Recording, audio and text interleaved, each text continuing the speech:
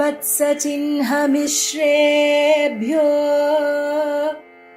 नम उक्तिमधीमहे यदुक्तयस्त्रयी कण्ठे यान्ति मङ्गलसूत्रताम् श्रीवत्सचिह्नमिश्रेभ्यो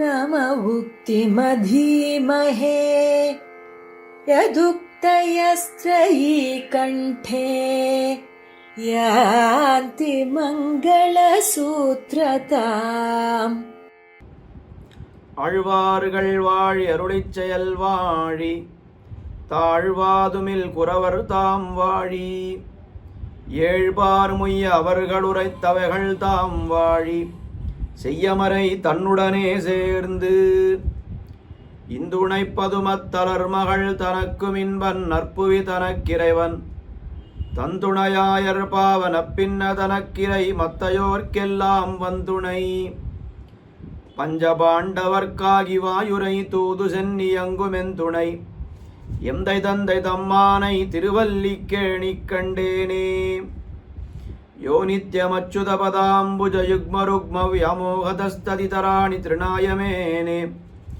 அஸ்மத்குரோர்பகவதோஸ்ய தயைகசிந்தோः ராமானுஜஸ்ய சரணௌ சரணம் பிரபத்யே श्रीवत्सचिह्नमिश्रेभ्यो नम उक्तिमधीमहे यदुक्तयस्त्रयी कण्ठे यान्ति मङ्गलसूत्रताम् अपगतमतमानैरन्तिमोपायनिष्टैः अधिगतपरमार्थैरर्थकामानपेक्षैः निखिलजनसुहृद्भिर्निर्जितक्रोधलोभैः वरवरमुनिभृत्यैरस्तु मे नित्ययोगः மொழியை கடக்கும் பெரும் புகழான் வஞ்ச முக்குறும்பாம் குழியை கடக்கும் நம் கூறத்தாழ்வான் என்கிற பெருமை பெற்ற கூறத்தாழ்வான் அருளிச் செய்த பஞ்சஸ்தவங்களிலே மூன்றாவது ஸ்தவமான சுந்தரபாகுஸ்தவத்தை அனுபவித்து கொண்டு வருகிறோம். கூறத்தாழ்வானுக்கும் திருமாலிருஞ்சோலை அழகருக்கும் ரொம்ப அழகான சம்வாதங்கள் எல்லாம் இந்த ஸ்தவத்திலே நாம் காண்கின்றோம். ஆழ்வான் பலவிதமான கேள்விகளை எல்லாம் எம்பெருமானை பார்த்து கேட்கிறார். குறிப்பாக விபவாவதாரங்களிலே அவன் செய்த காரியங்களை எல்லாம் ஒன்றொன்றாக குறித்து இப்படி நீ செய்தாயே, இதற்கு என்ன அர்த்தம், இப்படி நீ செய்தாயே, எதனால் இப்படி செய்தாய் என்று ஆழ்வான் கேட்கக்கூடிய ஒரு கேள்விக்கு கூட எம்பெருமானால் பதில் சொல்லவே முடியவில்லை என்று ரொம்ப அழகாக அனுபவித்து கொண்டு வருகிறோம். அதிமானுஷஸ்தவத்திலேயும் இப்படிப்பட்ட கேள்விகளை எல்லாம் கேட்கிறார். சுந்தரபாகுஸ்தவத்திலேயும் எம்பெருமானுடைய அந்த திருமேனி அழகை அனுபவிக்கிறார், அவனுடைய குணங்களை எல்லாம் அனுபவிக்கிறார், திருமாலிருஞ்சோலையை அனுபவிக்கிறார். எல்லாம் அனுபவித்துவிட்ட பிற்பாடு இப்பொழுது ஆழ்வான் அனுபவிக்கக்கூடிய ஒரு கட்டம் என்னவென்றால், எம்பெருமானுடைய தசாவதாரத்தை, மத்ஸ்யாவதாரம் தொடங்கி தசாவதாரத்தை அனுபவித்து கொண்டு வருகிறார். அந்த கிரமத்திலே இப்பொழுது கிருஷ்ணாவதாரத்தை அனுபவிக்கிறார். குறிப்பாக கிருஷ்ணாவதாரத்தை பற்பல ஸ்லோகங்களாலே அனுபவிக்கிறார். அதில் பெரும்பாலான ஸ்லோகங்கள் ஏன் இப்படி செய்தாய், ஏன் இப்படி செய்தாய் என்று அவன் பேரிலே ஆழ்வான் கேட்கக்கூடிய கேள்விகளாகத்தான் இருக்கின்றன. ஆழ்வான் மொழியை கடக்கும் பெரும்புகழான் வாச்சா மகோச்சர மகாகுண தேசிகாகிரிய கூராதிநாத என்று வாக்காலே வர்ணிக்க முடியாத பெருமைகளை எல்லாம் பெற்றவர். ஆழ்வான் கேட்கக்கூடிய கேள்விகள் இருக்கின்றனவே, அந்த கேள்விகளும் எப்படி என்னால் அந்த கேள்விகளுக்கு விடையை வாக்காலே சொல்லவே முடியாது. யார் சொல்ல முடியாது? நம்ம போன்ற அல்பஜ்ஞர்கள் சொல்ல முடியாதா என்னால்? அப்படி அன்று சர்வஜனான எம்பெருமான் கூட ஆழ்வான் கேட்கக்கூடிய கேள்விகளுக்கு பதிலே சொல்ல முடியாது. இப்போ ஆழ்வான் கேட்கக்கூடிய கேள்விகள், அதனுடைய பதில்கள் அது வாச்சா மகோச்சரம் என்னே சொல்ல வேண்டும். ஆழ்வானுடைய பெருமைகளுக்கு ஏத்தாற் போல அவருடைய கேள்விகளும் அமைந்திருக்கின்றன. ஆனால் அந்த கேள்விகள் கேட்கும் விகிதத்தாலே ஆழ்வான் எம்பெருமானை நன்றாக அனுபவிக்கிறார். அவனுடைய கல்யாண குணங்களைத்தானே அனுபவிக்கிறார். இது ஒரு வித்தியாசமான அனுபவமாய் அடியவர்களுக்கு கிடைக்கின்றது. இப்படி ஆழ்வார்களுடைய அருளிச் செயல்களை அடியொத்தி ஆழ்வானுடைய அனுபவங்கள் எல்லாம் அமைந்திருப்பதை நாம் அனுபவித்து கொண்டே வருகிறோம். அதுவும் குறிப்பாக நமக்கு ஒரு பெரிய அலபிய லாபமாக இந்த ஆடி மாதத்திலே சுந்தரபாகுஸ்தவத்தை அனுபவிக்கக்கூடிய பேறு பெற்றிருக்கிறோம். அதற்கு பல்வேறு முக்கியத்துவங்கள் உண்டு. ஆடி மாதம் என்னால் ஆண்டாள் அவதரித்த மாதம். இன்னோ திருவாடிப்பூரம் எமக்காகவன்னோ இங்கு ஆண்டாள் அவதரித்தாள் என்று ஆண்டாள் அவதரித்த மாதம் இந்த ஆடி மாதம்.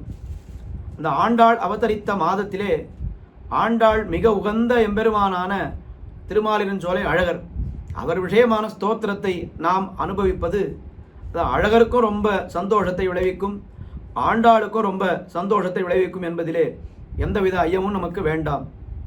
மேலும் ரொம்ப அழகான ஒரு விஷயம் என்னவென்றால், அழகருடைய பிரம்மோற்சவமானது ஆடி மாதம் திருவோண நட்சத்திரத்திலே பூர்த்தியாகும்படி நடைபெறுகிறது. நவதின பிரம்மோற்சவம்.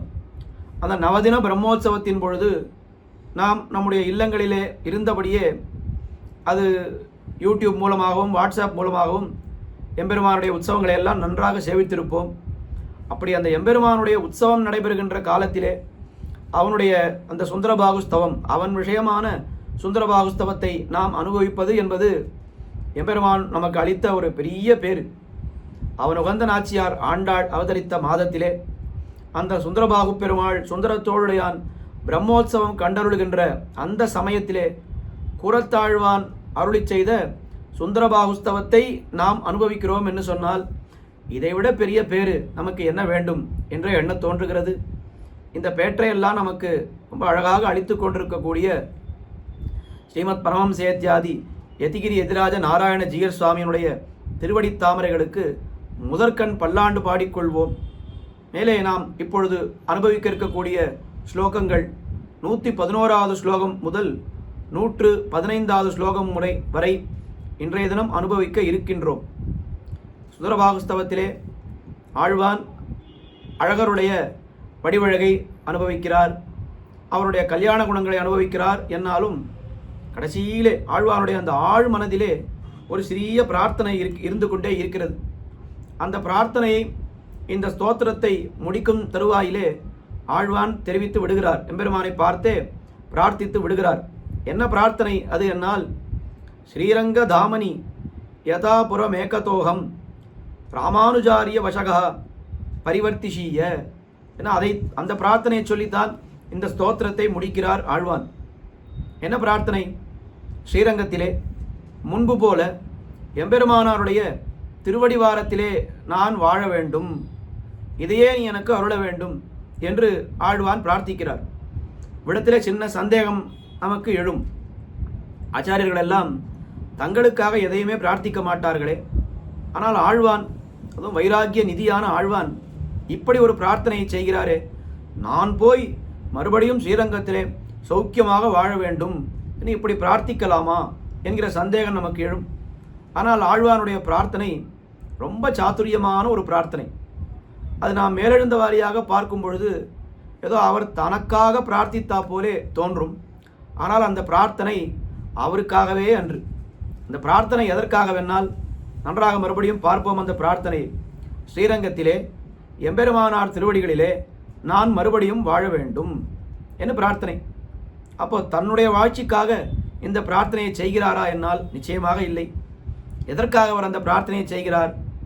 ஸ்ரீரங்கத்திலே நான் மறுபடியும் எம்பெருமானாரோடு வாழ வேண்டும் என்னால் இந்த சமயத்திலே, அதாவது ஆழ்வான் இந்த ஸ்தோத்திரத்தை அருளி செய்கின்ற சமயத்திலே எம்பெருமானார் திருவரங்கத்திலே இல்லை. அப்படியானால் ஆழ்வானுடைய பிரார்த்தனை என்ன இருக்கிறது? எம்பெருமானார் மறுபடியும் திருவரங்கத்துக்கு எழுந்தருள வேண்டும். எம்பெருமானார் எப்பொழுது திருவரங்கத்துக்கு மறுபடியும் எழுந்தருள்வார்? இந்த சோழராஜனுடைய உபதிரவங்கள் எல்லாம் குறைந்தால், அல்லது அவனுக்கே ஒரு ஆபத்து ஏற்பட்டு மறுபடியும் திருவரங்கம் பெரிய கோயிலிலே அந்த ஸ்ரீ வைஷ்ணவ சம்பிரதாயம் என்பது நன்றாக அது ஆனால் அப்பொழுது எம்பெருமானார் எழுந்தருள்வார். அப்போ இந்த பிரார்த்தனையிலிருந்து என்ன தெரிகிறது? ஆழ்வான் மறைமுகமாக என்ன பிரார்த்திக்கிறார் என்னால், இந்த ஸ்ரீ வைஷ்ணவ சம்பிரதாயமானது மறுபடியும் திருவரங்கத்திலே வெற்றியோடு விளங்க வேண்டும். அப்படியானால் எம்பெருமானார் அங்கு இருக்க வேண்டும். அப்படியானால் இந்த சோழராஜனுக்கு ஒரு ஆபத்து ஏற்பட்டு இந்த சோழராஜன் செய்யக்கூடிய உபதிரவங்கள் எல்லாம் நன்றாக நீங்க வேண்டும் என்று அது பரார்த்தமான ஒரு பிரார்த்தனை தானே தவிர சுவார்த்தமான பிரார்த்தனை என்று நம்மால் கொள்ளவே முடியாது. நமக்கும் ஆச்சாரியர்களுக்கும் இதுதான் பெரிய வித்தியாசம். நாம் பரார்த்தமாக, அதாவது மற்றவர்களுக்காக பிரார்த்தனை பண்ணினாலும் அதிலே சுயநலம் என்பது கலந்திருக்கும். ஆனால் ஆச்சாரியர்கள் ஏதோ தங்களுக்காக பிரார்த்திக்கிறா போலே அது மேலெழுந்த வாரியாக நமக்கு தோன்றினாலும் அவர்களுடைய பிரார்த்தனையிலே பொதுநலம், இந்த பரார்த்தமே இருக்கும் என்பது ரொம்ப கண்கூடாக தெரியக்கூடிய விஷயம். அதற்கு இந்த ஸ்தோத்திரமே ரொம்ப சிறந்த உதாகரணம். அப்படி எம்பெருமானை அனுபவித்துக் கொண்டிருக்கின்ற கிரமத்திலே 110வது ஸ்லோகத்திலே கண்ணபிரான் அவன் பண்ணின நவநீத சௌரியம் அதையெல்லாம் ரொம்ப அழகாக அனுபவிக்கிறார். அதிமானுஷ ஸ்தவத்திலேயே அவன் பண்ணின நவநீத சௌரியத்தை நிறைய அனுபவித்து பற்பல கேள்விகளையும் கேட்டு அவனை அப்படியே பதில் சொல்ல முடியாதபடி திணறச் செய்தார் ஆழ்வான். அதிலே அந்த 110வது ஸ்லோகத்திலே என்ன கேள்வி கேட்டார்? மந்திரேஷு நவநீத தல்லஜம் வல்லவீதியமுத யசூச்சுரஹா. பா, நீ வீடு வீடாக போய் வெண்ணையை திருடினாய் என்று நான் கேள்விப்பட்டிருக்கிறேன், புராணங்களிலே பார்க்கிறேன். ஆனால் உண்மையாக நீ வெண்ணையை திருடுவதற்காகத்தான் போனாயா, அல்லது அங்கே இருக்கக்கூடிய கோபிகைகளை, பெண்களை திருடுவதற்காக போனாயா? பெண்களை திருடுவதற்காக என்னால் பெண்களுடைய மனதை கொள்ளையடிப்பதற்காக நீ போனாயா என்று இதே கேள்வியாக வைக்கிறார். இதே கேள்வியை அதிமானுஷஸ்தவத்திலேயும் ஆழ்வான் எம்பெருமானை பார்த்து கேட்டிருக்கிறார். கிம் கோபகிருகேஷு துவம் கோபி மனாம்சி நவநீத முதாப்பிய மோஷீஹி. நான் ஒவ்வொரு வீட்டுக்காக போய் வெண்ணையை திருடினாயா, அல்லது கோபி மனாம்சி அங்கே இருக்கக்கூடிய பெண்களுடைய மனங்களை திருடினாயா? என்ன உன்னுடைய அந்த திருட்டு செயலை பார்த்தாலும் பெண்களுடைய மனம் கவர்வதாக இருக்கிறதே, இது என்ன ஆச்சரியம், என்ன ஆச்சரியம்? இதனுடைய உட்கருத்து என்னவென்னால், பொதுவாக ஒருத்தன் திருடுகிறான் என்னால் அவனை பார்த்தாலோ அல்லது அவன் செய்யக்கூடிய அந்த காரியத்தை பார்த்தாலோ நமக்கு ஒரு ஜுகுப்சை, ஒரு அருவருப்பு ஏற்படும். ஐயோ, இவன் திருடன் வந்து விட்டான், திருடன் செய்யக்கூடிய காரியத்தை பார்த்தால் நாம் அருவருக்கும்படியாகத்தான் இருக்கும். ஆனால் எம்பெருமான் அந்த காரியத்தை பண்ணுகிறான். அப்படி பண்ணும் பொழுது அது ரொம்ப நம்முடைய மனதிற்கு ஆனந்தமாக இருக்கிறது. அந்த திருட்டை பார்க்கும் பொழுதோ அல்லது அந்த திருட்டை பற்றின கதைகளை நாம் கேட்கும் போதோ மனசுக்கு ரொம்ப ஆனந்தமாக இருக்கிறது. ரொம்ப கடின ஹிருதயர்களான நமக்கே அது அத்தனை ஆனந்தத்தை கொடுக்கிறது என்னால் நேரே கண்ணாலே கண்ட அந்த கோபிகைகள் அவர்கள் என்ன பாடுபட்டிருப்பார்கள், எவ்வளவு ஆனந்தப்பட்டிருப்பார்கள், அவர்கள் எப்படியெல்லாம் அவர்களுடைய உள்ளங்கள் எல்லாம் குளிர்ந்திருக்கும் என்ன அந்த விஷயத்தை ரொம்ப அழகாக ஆழ்வான் திருவுள்ளத்திலே வைத்து, நீ வெண்ணையை திருடப் போனாயா அல்லது பெண்களை திருடப் போனாயா என்று ரொம்ப அழகாக 110வது ஸ்லோகத்திலே கேட்டார். அடுத்தது 111வது ஸ்லோகம். ஆழ்வான் இந்த ஸ்லோகத்திலே ஒரு பிரார்த்தனையை வைக்கிறார். நான் இப்படி பெரிய ஆழ்வானாக பிறந்து பாழாய் போனேன்.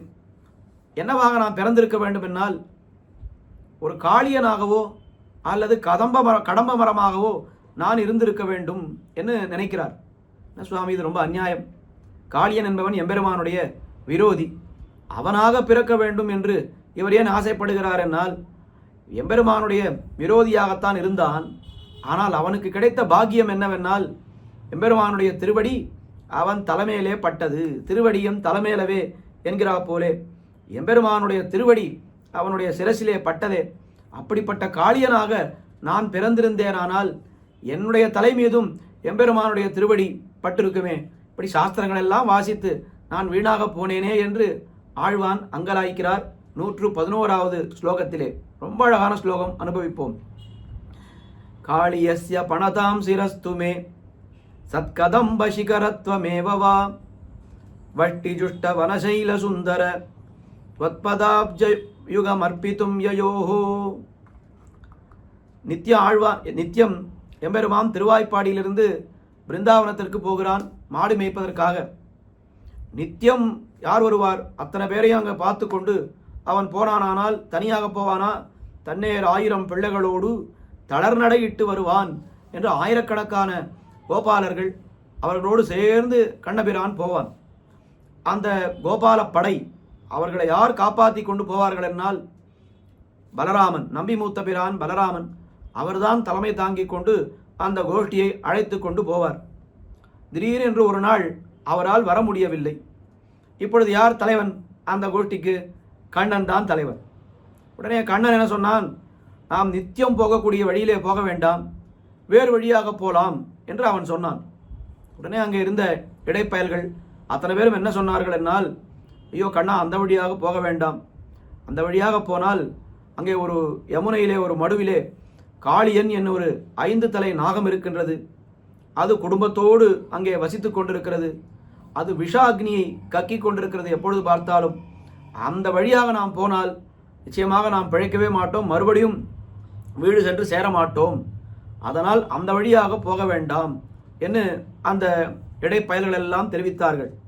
அதுவும் இல்லாமல் நாம் எப்பொழுதும் எந்த வழியிலே போகிறோமோ அந்த வழியிலே தான் நம்பி மூத்த பிரான் போகச் சொல்லியிருக்கிறார். இன்று அவர் வராத சமயத்திலே, அவர் அனுமதிக்காத வழியிலே நாம் போனால் அவருக்கு வேற கோபம் வந்துவிடும். அதனால் அந்த பக்கம் நாம் போக வேண்டாம் என்று அத்தனை பேர்களும் தெரிவித்தார்கள். கண்ணபிரான் பார்த்தான், இன்று அண்ணன் வரவில்லை, நம்பி மூத்த பிரான் வரவில்லை, இதுதான் சரியான சமயம். இந்த காளியன் என்கிற துஷ்ட நாகத்திற்கு நல்ல பாடம் புகட்டுவதற்கு இதுதான் சரியான சமயம் என்று பார்த்தான். ஏகதாத்து வினாராமம் கிருஷ்ணே பிருந்தாவனம் யயௌ என்று ஒரு நாள் அவனை ஒழிய புறப்பட்டான் கண்ணபிரான். உடனே என்ன பண்ணிவிட்டான், பாம்பின் வாயிலே போய் அகப்பட்டான் ஆயிற்று என்று ஆச்சாரியர்கள் தெரிவிப்பார்கள். அப்படி அவன் நேரே போய் அவன் அந்த காளியன் இருக்கக்கூடிய இடத்திற்கு போனான். அப்படி போய் அங்கே என்ன நடந்தது எல்லாருக்கும் தெரியும். அவன் ஒரு கடம்ப மரத்திலே ஏறினான். ஏறி காளியன் மீது குதித்தான். அவனை விழுங்க வேண்டும் என்று காளியன் நினைத்த போது அவனோடு யுத்தம் பண்ணி அவனை கொல்வதற்கு தயாராகிவிட்டான் கண்ணபிரான். அந்த சமயத்தில் அவனுடைய பத்னிமார்கள், நாக கன்னிகைகள் அத்தனை பேரும் வந்து மாங்கல்ய பிச்சை எங்களுக்கு போட வேண்டும், காளியனை, எங்களுடைய கணவனை ஒன்றும் செய்துவிடாதே என்று பிரார்த்திக்க அவன் காளியனை மன்னித்து விட்டு விட்டான் என்று பார்க்கிறோம். உடனே அவன் காளியன் அவனை மேலே எழுந்தருளச் செய்து கொண்டு வந்தான். காளியன் மீது அவன் அப்படியே நாட்டியம் ஆடினான். அதையே ஒரு மேடையாக வைத்து காளியன் மீது நாட்டியம் ஆடினான். இந்த காளிங்க நர்தன திருக்கோலம் என்பது அத்தனை கோயில்களிலேயும் நாம் எம்பெருமான்களை அந்த திருக்கோலத்திலே சேவித்து மகிழ்கிறோம். ரொம்ப அழகான ஒரு திருக்கோலம். அப்படிப்பட்ட அந்த காளிங்க நர்தனம், எம்பெருமான் காளியனை அடக்கினானே, அந்த சரித்திரத்தை ஆழ்வான் நினைக்கிறார். அப்படி நினைக்கக்கூடிய ஆழ்வான் அவர் என்ன பிரார்த்திக்கிறார், என்ன நினைக்கிறார், என்ன அங்கலாய்க்கிறார் என்னால், காளியனாக நான் பிறந்திருக்கலாமே, எம்பெருமானுடைய திருவடியின் தலைமையிலே பட்டிருக்குமே, இல்லை என்னால் அந்த கடம்ப மரமாக நான் பிறந்திருக்கலாமே, எம்பெருமானுடைய திருவடி என் மீது பட்டிருக்குமே என்று இந்த எம்பெருமானுடைய திருவடி தம் மீது பட வேண்டும் என்று அத்தனை ஆசை கொள்கிறார் ஆழ்வான் இந்த ஸ்லோகத்திலே. அடிச்சியோம் தலைமிசை நீ அணியாய் ஆழியங்கண்ணா உன் கோலப்பாதம் என்று நம்மாழ்வார் பிரார்த்திக்கிறார். கோலமாமென் சென்னிக்கு உன் கமலமன்ன குறைகடலே என்று ஆழ்வார் வேறொரு பாசுரத்திலே பிரார்த்திக்கிறார். ஆழ்வார்கள் எப்பொழுதுமே இதே பிரார்த்தனையைத்தான் வைக்கிறார்கள். என்னுடைய தலைக்கு ரொம்ப ஒரு அலங்காரமாக உன்னுடைய திருவடிகள் ஆக வேண்டும், உன்னுடைய திருவடிகளை என்னுடைய தலை மீது நீ வைக்க வேண்டும் என்று இதையே பிரார்த்தனையாக ஆழ்வார்கள் வைக்கிறார்கள். அதே பிரார்த்தனையை ஆளவந்தாரும் ஆழ்வார்களை அடியொத்தி கதா புனஷங்க ரதாங்க கல்பக துவஜாரவிந்தாங்குஜ வஜ்ரலாஞ்சனம் திரிவிக்ரமத்வ சரணாம்புஜத்வயம் மதிய மூர்தானம் அலங்கரிஷ்யதி. உன்னுடைய திருவடி தாமரைகள் எப்பொழுது என்னுடைய தலையை அலங்கரிக்க போகின்றன, கதா கதா கதா என்று எப்பொழுது அலங்கரிக்க போகின்றன என்று ஆளவந்தாரும் அதே பிரார்த்தனையைத்தான் வைக்கிறார். ஆழ்வானும் அதே பிரார்த்தனையைத்தான் வைக்கிறார். ஆனால் கொஞ்சம் வித்தியாசமாக ஆழ்வான் வைக்கிறார். அவர் எம்பெருமானை பார்த்து ஜுஷ்ட வனசைல சுந்தர, திருமாலிரும் சோலையிலே உரையக்கூடிய அழகனே என்ன அந்த வனசைல என்ன ஆழ்வானை, அந்த ஆழ்வான் அழகரை பார்த்து அழைக்கிறார். அப்படி அழைத்து என்ன தெரிவிக்கிறார், மே சிரஹா தூ, என்னுடைய தலையோவென்றால் காளியஸ்ய பணதாம் சத்கதம்ப சிகரத்வ மேவவா வஷ்டி, காளியனுடைய தலையாகவோ, அதாவது காளியனுடைய அந்த பணங்களாகவோ அல்லது கதம்ப மரத்தினுடைய ஒரு சிகரமாகவோ இருக்க வேண்டும் என்று அதை அந்த அந்த 2 விஷயங்களை ரொம்ப மெச்சுகின்றது. என்னுடைய தலையோவென்றால் காளியனுடைய பணங்களையும் அல்லது கடம்ப மரத்தினுடைய உச்சியையும் ரொம்ப மெச்சுகின்றது, வஷ்டி ரொம்ப கொண்டாடுகின்றது. ஏனென்றால் யயோஹோ துவத் பதாப்ஜயுகம் அர்ப்பிதம், இவை 2ற்கும் உன்னுடைய திருவடி தாமரைகள் கிடைத்தனவே. அவர்கள் என்ன பாக்கியம் செய்தார்கள், எந்த பாக்கியமும் செய்யவில்லை. மாறாக உன்னை எதிரிட்டு உன்னோடு போர் புரிய வந்தான் காளியன். ஆனால் அவனுக்கு பரிசாக உன்னுடைய திருவடிகள் கிடைத்தன. அந்த கதம்ப மரம் இருக்கிறதே, அது என்ன செய்தது? அது எதுவும் செய்யவில்லை. அதுக்கு உன்னை பற்றி எதுவுமே தெரியாது. ஆனால் நீயே அனுகிரகித்து அந்த கதம்ப மரத்தின் மேலே ஏறி காளியன் இருக்கக்கூடிய பொய்கையிலே நீ குதித்தாயே. அப்போ அந்த 2 விஷயங்களையும் என்னுடைய தலையானது மெச்சுகின்றது, நான் மெச்சுகின்றேன். அவர்களுக்கு கிடைத்த பாக்கியம் எனக்கு கிடைக்கவில்லையே என்று ஆழ்வான் அங்கலாய்க்கிறார் இந்த ஸ்லோகத்திலே. ரொம்ப அழகான அர்த்தங்கள் எல்லாம் இதில் இருக்கின்றன. சத்கதம்பம் என்று ஆழ்வான் தெரிவிக்கிறார். சத் அப்படின்னா என்ன அர்த்தம்? நல்ல கதம்பம். அந்த மரம் இருக்கிறதே, அது செய்த பாக்கியம் என்ன? எம்பெருமானுடைய திருவடி தாமரைகளை பெறுவதற்கு அது என்ன பாக்கியம் செய்ததோ தெரியவில்லையே. ஒன்றும் அது பண்ணவில்லை. எம்பெருமானுடைய நிர்ஹேத்துக கிருப்பையினாலே அந்த மரத்துக்கு எம்பெருமானுடைய திருவடிகள் கிடைத்தன. ரொம்ப அழகாக நிறைய பாசுரங்கள் இங்கே ஆழ்வார்களுடைய பாசுரங்கள் எடுத்து பார்த்தால், குறிப்பாக ஆண்டாளுடைய பாசுரம், வாய்த்த காளியன் மேல் நடமாடிய ஊத்தனார்வரில் கூறிடு கூறலே கூடிடு கூடலே. வாய்த்த காளியன் என்று காளியனை கொண்டாடுகிறாள் ஆண்டாள். அது என்ன வாய்த்த காளியன் என்னால்? நான் எம்பெருமானுடைய திருவடிகளை பெறப்பெத்தானே, அவன் தலை மீது எம்பெருமான் நாட்டியம் ஆடினானே, எப்பேற்பட்ட பாக்கியம் அது. அதனாலே அந்த காளியனை வாய்த்த காளியன் என்று கொண்டாடுகிறார். அதுக்கு மேலே அந்த கதம்ப மரத்தை எப்படி ஆண்டாள் கொண்டாடுகிறார்னால், அது பூத்த நீள் கடம்பேரி புகப்பாய்ந்து என்ன ரொம்ப அழகான வார்த்தை. அது பூத்த நீள் கடம்பேரி, ரொம்ப பூத்திருக்கக்கூடிய கடம்ப மரம் என்ன ஆண்டாள் பாடுகிறார். இந்த இடத்துல பற்பல சந்தேகங்கள் எல்லாம் கேட்கிறார்கள். அந்த இடமும் காளியன் இருக்கக்கூடிய மடு அந்த மடுவிலே இருந்து கொண்டு விஷாக்னியை கக்குகிறான் காளியன். ஆனால் அந்த இடத்துல எந்த ஒரு செடியோ மரமோ எதுவுமே அங்கே எல்லாம் பட்டு போயிருக்கிறது. ஆனால் ஆண்டாள் தெரிவிக்கும் பொழுது பூத்த நீள் கடம்பேரி புகப்பாய்ந்து, நன்றாக பூத்திருக்கக்கூடிய கடம்ப மரம் என்ன ஆண்டாள் தெரிவிக்கிறாளே. இது என்ன அர்த்தம் புரியவில்லையே என்னால் இதற்கு பல்வேறு விதமாக சமாதானங்கள் காட்டுகிறார்கள், விளக்கங்கள் காட்டுகிறார்கள் பெரியவர்கள். அதிலே முதல் விளக்கம் என்னவென்றால், அங்கே இருந்த அந்த கடம்ப மரம் அது பூக்கவில்லை. ஆனால் கதம்ப மரம் இன்னும் பொதுவாக இருந்தால் அது எல்லா இடத்துலையும் பூத்து தானே இருக்கும்.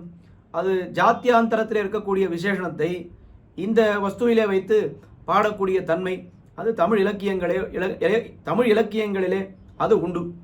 இப்போ நமக்கே தெரிந்த பாசுரங்கள், வங்கக்கடல் கடைந்த மாதவனை கேசவனை என்று பாசுரம் ஆண்டாள் பாடியிருக்கிறாள். அங்கே எம்பெருமான் கடைந்ததோ திருப்பார்கடல். இங்கே கப்பலெல்லாம் இருக்குமான்னு நமக்கு தெரியாது. ஆனால் ஆண்டாள் வங்கக்கடல்னு பாடுகிறாளே. என்ன அர்த்தம் என்னால், பொதுவாக கடல் என்று இருந்தால் அதிலே வங்கம் இருக்கும். அப்போ அந்த கடலுக்கும் அந்த விசேஷணத்தை, பொதுவான விசேஷணத்தை சொல்லி அந்த கடலை வர்ணிக்கலாம் என்று தமிழ் மரபிலே உண்டு. இன்னொரு பாசுரம், தொடரெடுத்த மால் யானை சூழ்கயம்பு கஞ்சி என்னொரு பாசுரம். சங்கிலியாலே கட்டப்பட்ட யானை என்ன அர்த்தம்? அந்த யானை கஜேந்திரன் என்கிற யானை அது என்ன சங்கிலியாலே கட்டப்பட்டு அது எங்கேயாவது ஒரு வனவிலங்குகள் சரணாலயத்தில் இருந்தது. அது இப்போ காட்டிலே திரிந்து கொண்டிருந்த யானை. அந்த யானையை யாரும் சங்கிலியாலே கட்டவில்லை. ஆனால் ஆழ்வார் தொடரெடுத்த மால் யானை என்று பாடுகிறாரே. என்னவென்னால், பொதுவாக யானை என்று இருந்தால் அது சங்கிலியாலே கட்டப்படும். அந்த விசேஷணத்தை இந்த ஆணைக்கும் வைத்து பாடுவது அது தமிழ் மரபிலே உண்டு என்று அப்படி நாம் புரிந்து கொள்ள வேண்டும். அதனால் ஆண்டாள் பூத்த நீள் கடம்பேரி புகப்பாய்ந்து என்று அப்படி ஒரு சமாதானம் காட்டினார்கள். இதை விட உயர்ந்த சமாதானம் என்னவென்னால், அந்த கடம்ப மரமானது முதலிலே அது மொட்டை மரமாகத்தான் இருந்தது. அதில் ஒரு பூவும் பூக்கவில்லை, காய்ந்து போயிருந்தது. ஆனால் எப்பொழுது கண்ணபிரானுடைய திருவடி பட்டதோ உடனே என்ன ஆயிடுத்து, அந்த மரமானது அப்படியே பூத்து குலுங்குது. ஒரு நொடி தான், ஒரு நொடிக்கு முன்னாடி எப்படி இருந்தது, காய்ந்த மரமாக அப்படியே பட்டு போன மரமாக இருந்தது. ஆனால் எம்பெருமானுடைய திருவடி பட்டு விட்டதே. எம்பெருமானுடைய திருவடி பட்ட பிற்பாடு அது அப்படியே காய்ந்திருக்குமான்னு நிச்சயமாக இருக்காதே, உடனே அது பூத்து விடுமே. அதனால் எம்பெருமான் ஏறும் பொழுது காய்ந்த மரமாக இருந்தது. ஆனால் அவன் குளத்திலே குதிக்கும் பொழுது அது பூத்த மரமாக மாறிவிட்டது. பூத்த நீள் கடம்பேரி புகப்பாய்ந்து என்ன பூங்குருந்து ஏறியிராதே என்ன பற்பல பாசுரங்கள் எல்லாம் இப்படி பார்க்கிறோம். அப்படி பார்க்கும் பொழுது ஆழ்வான் சத்கதம்ப சிகரத்துவம் என்று சொன்னாரே, அதற்கு என்ன அர்த்தம் என்னால், சத்கதம்பம் என்னால் அது ஏன் சத்கதம்பம் என்று தெரிவிக்கிறார் என்னால், எம்பெருமானுடைய திருவடி பட்டது. அந்த திருவடி பட்டதனாலே அதற்கு ஏற்பட்ட ஒரு ஆனந்தம், அந்த ஆனந்தத்தினாலே பூத்து குலுங்கியது அந்த மரம். அதனாலே ஆழ்வான் சத்கதம்ப சிகரத்வமேவவா வஷ்டி மேஷிரஸ்து, என்னுடைய தலையானது என்ன விரும்புகிறது, காளியனுடைய பணமாகவோ அல்லது கதம்பத்தினுடைய உச்சியாகவோ இருந்திருக்க வேண்டும் என்று ஆசைப்படான் என்றது என்று ரொம்ப அழகாக ஆழ்வான் ஆசைப்படுவது எம்பெருமானுடைய திருவடி தன்னுடைய தலையிலே பட வேண்டும் என்று. ஆனால் அந்த பிரார்த்தனையை ரொம்ப வித்தியாசமாக, எம்பெருமானுடைய விரோதியாக இருந்த காளியனாக நான் இருந்தாலும் பரவாயில்லை, எம்பெருமானுடைய திருவடிகள் தான் எனக்கு உத்தேசியம் என்பதை ரொம்ப அழகாக காட்டுகிறார்.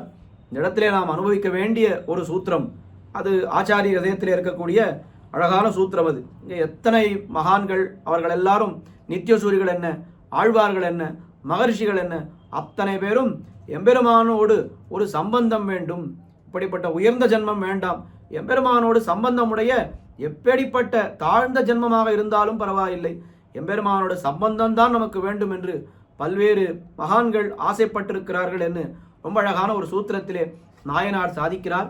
அணைய ஊற புனைய அடியும் பொடிபட பர்வத பவனங்களிலே ஏதேனுமாக ஜனிக்கப் பெறுகிற திரியக்ஸ்தாவர ஜன்மங்களை பெருமக்களும் பெரியோர்களும் பரிகிரகித்து பிரார்த்திப்பர்கள், பெருமக்களும் பெரியோரும் பரிகிரகித்து பிரார்த்திப்பர்கள் என்பது ரொம்ப அழகான ஒரு சூத்திரம். அதில் அணைய ஊற புனைய என்று மூவரை எடுக்கிறார். அணைவது அரவண மேல் என்று திருவனந்தாழ்வான், அதுக்கு மேலே ஊரும் புட்கொடியுமகுது என்று அந்த பாசுரத்திலே வர்ணிக்கப்படக்கூடிய கருடாழ்வான், அதுக்கு மேலே புனையும் கண்ணி தோளின மேலும் நன் மார்பின் மேலும் சுடர்முடி மேலும் தாளின மேலும் புனைந்த தன்னந்துழாய் உடையம்மான் என்று நித்தியசூரிகள் எல்லாம் என்ன பண்ணார், ஒரு நித்தியசூரி அவர் திருவனந்தாழ்வானாகி எம்பெருமானுக்கு அவர் ரொம்ப படுக்கையாக ஆகிவிட்டார். ரொம்ப அழகாக அந்த இடத்துல மணவாள மாமனினுடைய வியாக்கியானத்தை சேவிக்க வேண்டும். அங்கே அந்த திருவனந்தாழ்வானுக்கு சொல்லும் பொழுது பிராட்டி திருமேனி ஸ்பர்சத்தோடு ஒக்க விகல்பிக்கலாம் படி அத்தியந்த சுகஸ்பர்ஷமாய் சைத்திய மார்தவ சௌரபியங்களை பிரகிருதியாக உடைத்தாய் கொண்டு. அந்த திருவனந்தாழ்வான் எப்படி இருக்கிறார், அந்த திருவனந்தாழ்வானோடு அணையும் பொழுது எம்பெருமானுக்கு ஒரு க்ஷணத்திலே என்ன தோன்றிவிடும், பிராட்டியா திருவனந்தாழ்வானா என்று அப்படி தோன்றிவிடுமா எம்பெருமான் விகல்பிக்கலாம் படி என்று, இது பிராட்டியா அல்லது திருவனந்தாழ்வானா என்றே தெரியாத அளவுக்கு அந்த அளவுக்கு சுகஸ்பர்ஷமாய் சைத்தியமாய் ரொம்ப குளிர்ச்சியாக மார்தவமாய் மென்மையாய் சௌரபியங்களை உடைத்தாய், ரொம்ப வாசனைகளை எல்லாம் உடைத்தாய் இருக்கக்கூடிய அந்த திருவனந்தாழ்வார் அந்த நித்தியசூரியன் என்ன பண்ணியிருக்கிறார், தன்னுடைய திருமேனியை ஒரு பாம்பாக, ஒரு சென்னால் குடையாம் இருந்தால் சிங்காசனமாம் என்று சொல்கிறார் போலே அப்படி எம்பெருமானுக்கு படுக்கையாக தன்னுடைய திருமேனியை மாற்றி கொண்டிருக்கிறார். அதுக்கு மேலே கருடாழ்வான் அவர் என்ன பண்ணியிருக்கிறார் என்னால், அவன் ஊரும் புட்கொடியும் மகுதே என்று தன்னை ஒரு வாகனமாக, ஒரு கருடனாக தன்னை அவனுடைய உருவத்தை வைத்துக் கொண்டிருக்கிறார். அதுக்கு மேலே ஒரு நித்தியசூரி அவர் திருத்துராயாக தன்னை மாற்றி கொண்டிருக்கிறார், அவருடைய உருவத்தை அப்படி எடுத்துக் கொண்டிருக்கிறார் திருமேனியை என்று பார்க்கிறோம். இவர்களெல்லாம் என்ன நினைக்கிறார்கள், ஐயோ பாம்பு என்று இந்த சரீரத்தை நாம் எடுத்துக்கொள்ள வேண்டுமா, ரொம்ப தாழ்ந்த சரீரமாச்சே, பறவை சரீரத்தை நாம் எடுத்துக்கொள்ள வேண்டுமா, ரொம்ப தாழ்ந்த சரீரமாயிடுத்தே, இந்த இலை அந்த சரீரத்தை நாம் எடுத்துக்கொள்ள வேண்டுமா, இதெல்லாம் தாழ்ந்ததாயத்தே என்று நினைப்பதே இல்லை. எம்பெருமானுடைய கைங்கரியத்திற்கு எது உத்தேசமாக இருக்குமோ, எம்பெருமானோடு நமக்கு சம்பந்தம் ஏற்படுவதற்கு எந்த ஒரு சரீரம் உத்தேசமாக இருக்குமோ அதையெல்லாம் அவர்கள் பரிகிரகித்திருக்கிறார்கள் என்று பார்க்கிறோம். இன்னும் பல்வேறு மகான்கள், குறிப்பாக சுகபிரம்மம், இந்த சுகர் என்று சொல்லக்கூடிய அந்த மகரிஷி, அவர் என்ன ஆசைப்பட்டார் என்னால், அந்த அகம் கதம்போ பூயாசம் குந்தோவா யமுனா தட்டே பத்யு பிரஜானாம் ஐஸ்வர்யம் பசுனாம் வா ந காமையே, எனக்கு பெரிய பிரஜாபதி பசுபதி என்று இப்படிப்பட்ட ஐஸ்வர்யங்களை எனக்கு கொடுத்தாலும் எனக்கு அது தேவையில்லை, எனக்கு எது வேண்டும் என்னால் எனக்கு கதம்போ பூயாசம் குந்தோவா யமுனா தட்டே, யமுனை கரையிலே ஒரு கதம்ப மரமாகவோ அல்லது குருந்த மரமாகவோ இருந்தால் அது போரும், எம்பெருமான் என் மீது ஏறுவான் இல்லையா, எம்பெருமானோடு ஒரு சம்பந்தம், கண்ணபிரானோடு ஒரு சம்பந்தம் எனக்கு கிடைக்கும். அதனால் இப்படிப்பட்ட ஜென்மங்களைத்தான் நான் ஆசைப்படுகிறேன் என்று எம்பெருமானோடு சம்பந்தமுடைய ஜென்மம், அந்த எம்பெருமானுக்கும் நமக்கும் உண்டான சம்பந்தத்தை அறிந்த ஜென்மம், அதுவே உத்கிருஷ்ட ஜென்மம் என்று அவ்விடத்திலே காட்டியிருக்கிறார்.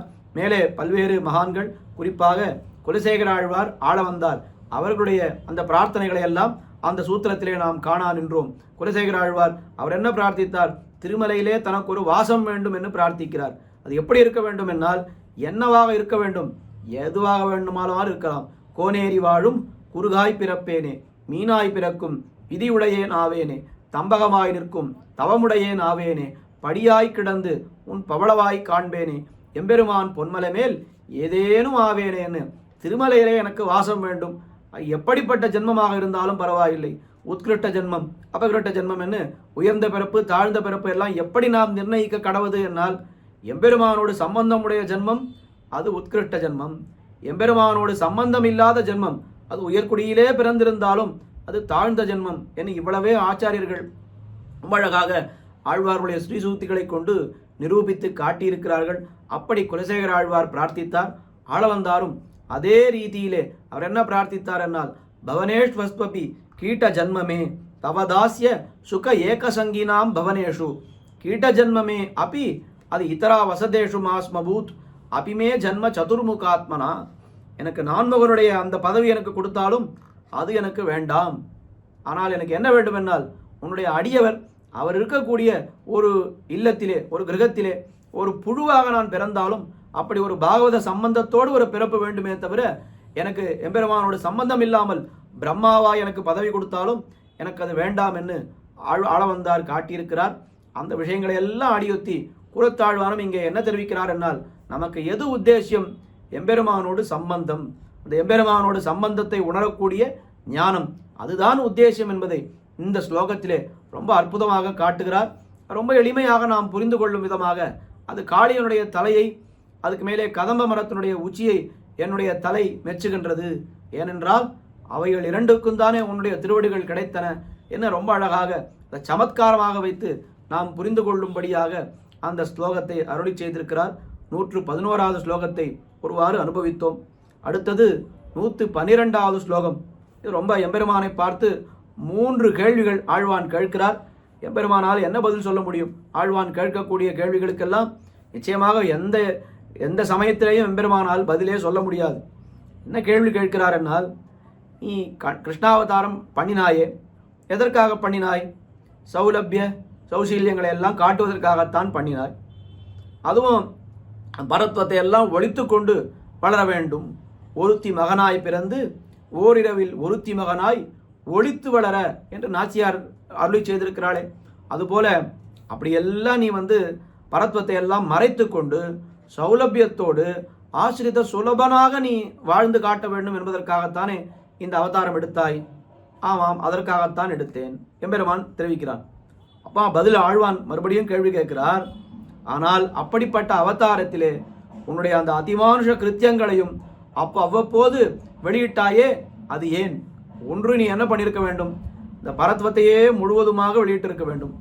இல்லை சௌலபியங்களை தான் நான் காட்டுவதற்காகத்தான் அவதாரம் எடுக்கிறேன் என்று சொன்னால் பரத்வத்தை நீ காட்டியே இருக்கக்கூடிய கூடாது. இருக்கும் பொழுது ஒரு திடீரென்று சௌலபியத்தை காட்டுகிறாய், திடீரென்று பரத்வத்தை காட்டுகிறாய். இது எந்த கோஷ்டியிலே நான் சேர்ப்பது? ஒன்று சௌலபியத்தையே முழுவதுமாக காட்டி உன்னுடைய அவதாரம் இருந்திருக்க வேண்டும். இல்லை என்னால் பரத்வத்தையே முழுவதுமாக காட்டி இருந்திருக்க வேண்டும். இது பாதி அது பாதி என்று சொன்னால் இதை எப்படி ஏற்றுக்கொள்வது என்று ஆழ்வான் இந்த ஸ்லோகத்திலே கேட்கிறார். கூகிதஸ்வ மகிமாபி சுந்தர வம்ரஜே கிமிதி சக்ரமாக்ரமீஹி சப்தராத்திர மததாச்ச கிம் கிரிம் பிருச்சதச்ச சுகிருதக் கிமக்ருதஹ சுந்தரஹ த்வம் கூகிதஸ்வ மகிமா அபிவ்ரஜே. அழகனே, திருமாலின் சோலை அழகனே, நீ என்ன பண்ணியிருக்கிறாய்? அந்த பிரஜ பூமியிலே கிமிதி சக்கரம் ஆக்கிரமீஹி, உன்னுடைய பெருமைகளையெல்லாம் ஒழித்து கொண்டு வளருவதற்காகத்தானே நீ திருவாய்ப்பாடிக்கு வந்தாய். ஆனால் வந்த இடத்திலே நீ என்ன பண்ணினாய்? சக்கரம் ஆக்கிரமீஹி. சக்கரஹா என்னால் இந்திரனுக்கு பெயர். அந்த இந்திரனோடு விரோதத்தை ஏற்படுத்தி கொண்டு அவனோடு அந்த இந்திரனை உன் மீது யுத்தம் செய்பவனாக நீ ஆக்கி கொண்டாய். இது எதற்காக போய் இந்திரனோடு நீ போனாய்? அவனோடு போருக்கு போனாய். போருக்கு போகவில்லை, அந்த இந்திரனுடைய ஒரு பிரசாதத்தை தடுத்து அவனை கல்மழையை பொழியும்படி நீதானே ஆக்கினாய். இது ஏன் என்று ஆழ்வார் அவனை பார்த்து கேட்கிறார். என்ன சரித்திரம் எல்லோருக்கும் தெரிந்திருக்கும். அங்கே அட்டு குவிசோத்து பருப்பதமும் தயிர்வாவியும் நெய்யடரும் அடங்க பொட்டத்துத்தி மாறி பகை புணர்த்த பொறுமா கடல் வண்ணன் பொருத்தமலை என்று பெரியாழ்வார் பாடுகிறார். அதுபோல அவர்கள் எல்லாம் என்ன பண்ணார்கள், இந்த திருவாய்ப்பாடியில் இருக்கக்கூடிய அந்த கோப்பர்கள் இந்திரனுக்கென் ஆயர்கள் எடுத்த எழில் விழவில் பழநடைசை மந்திர விதியில் பூசண பெறாது. எத்தனையோ வருடங்களாக அவர்கள் பெரியவர்கள் காலத்திலிருந்து இதே பழக்கத்தை தான் பண்ணி கொண்டிருக்கிறார்கள். என்ன பண்ணி கொண்டிருக்கிறார்கள்? பாசன நல்லன பண்டிகளால் புகப்பெய்த வதனையெல்லாம் வண்டி வண்டியாக பிரசாதங்களை எல்லாம் எடுத்துக்கொண்டு போய் அவர்கள் இந்திரனுக்கு படைக்கிறார்கள். ஏதோ இந்திரன் தான் நமக்கு மழையை கொடுக்கிறான், இந்திரனாலே தான் நாங்கள் எல்லாம் ஜீவித்து கொண்டிருக்கிறோம் என்று அந்த ஒரு நினைவிலேயே அவர்கள் என்ன பண்ணுகிறார்கள், வருடத்திற்கு ஒரு முறை அல்லது ஒரு விழா ஒன்று எடுத்து அவர்கள் இந்திரனுக்கு பெரிய பெரிய பிரசாதங்கள் வண்டிகளிலே பிரசாதங்களை கொண்டு சமர்ப்பிக்கிறார்கள். ஆனால் எம்பெருமான் என்ன பண்ணினான், கண்ணபிரான் அந்த சமயத்தில் எதற்காக இப்படி செய்கிறீர்கள் என்று கேட்டான்.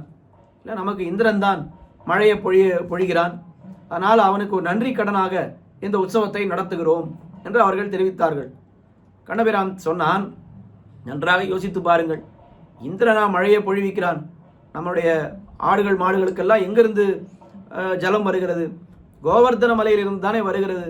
நியாயமாக நீங்கள் உங்களுடைய பிரசாதங்களை எல்லாம் கோவர்தன மலைக்கு தானே படைக்க வேண்டும். இன்று முதல் கோவர்தன மலைக்கு படையுங்கள் என்று தெரிவித்தான்.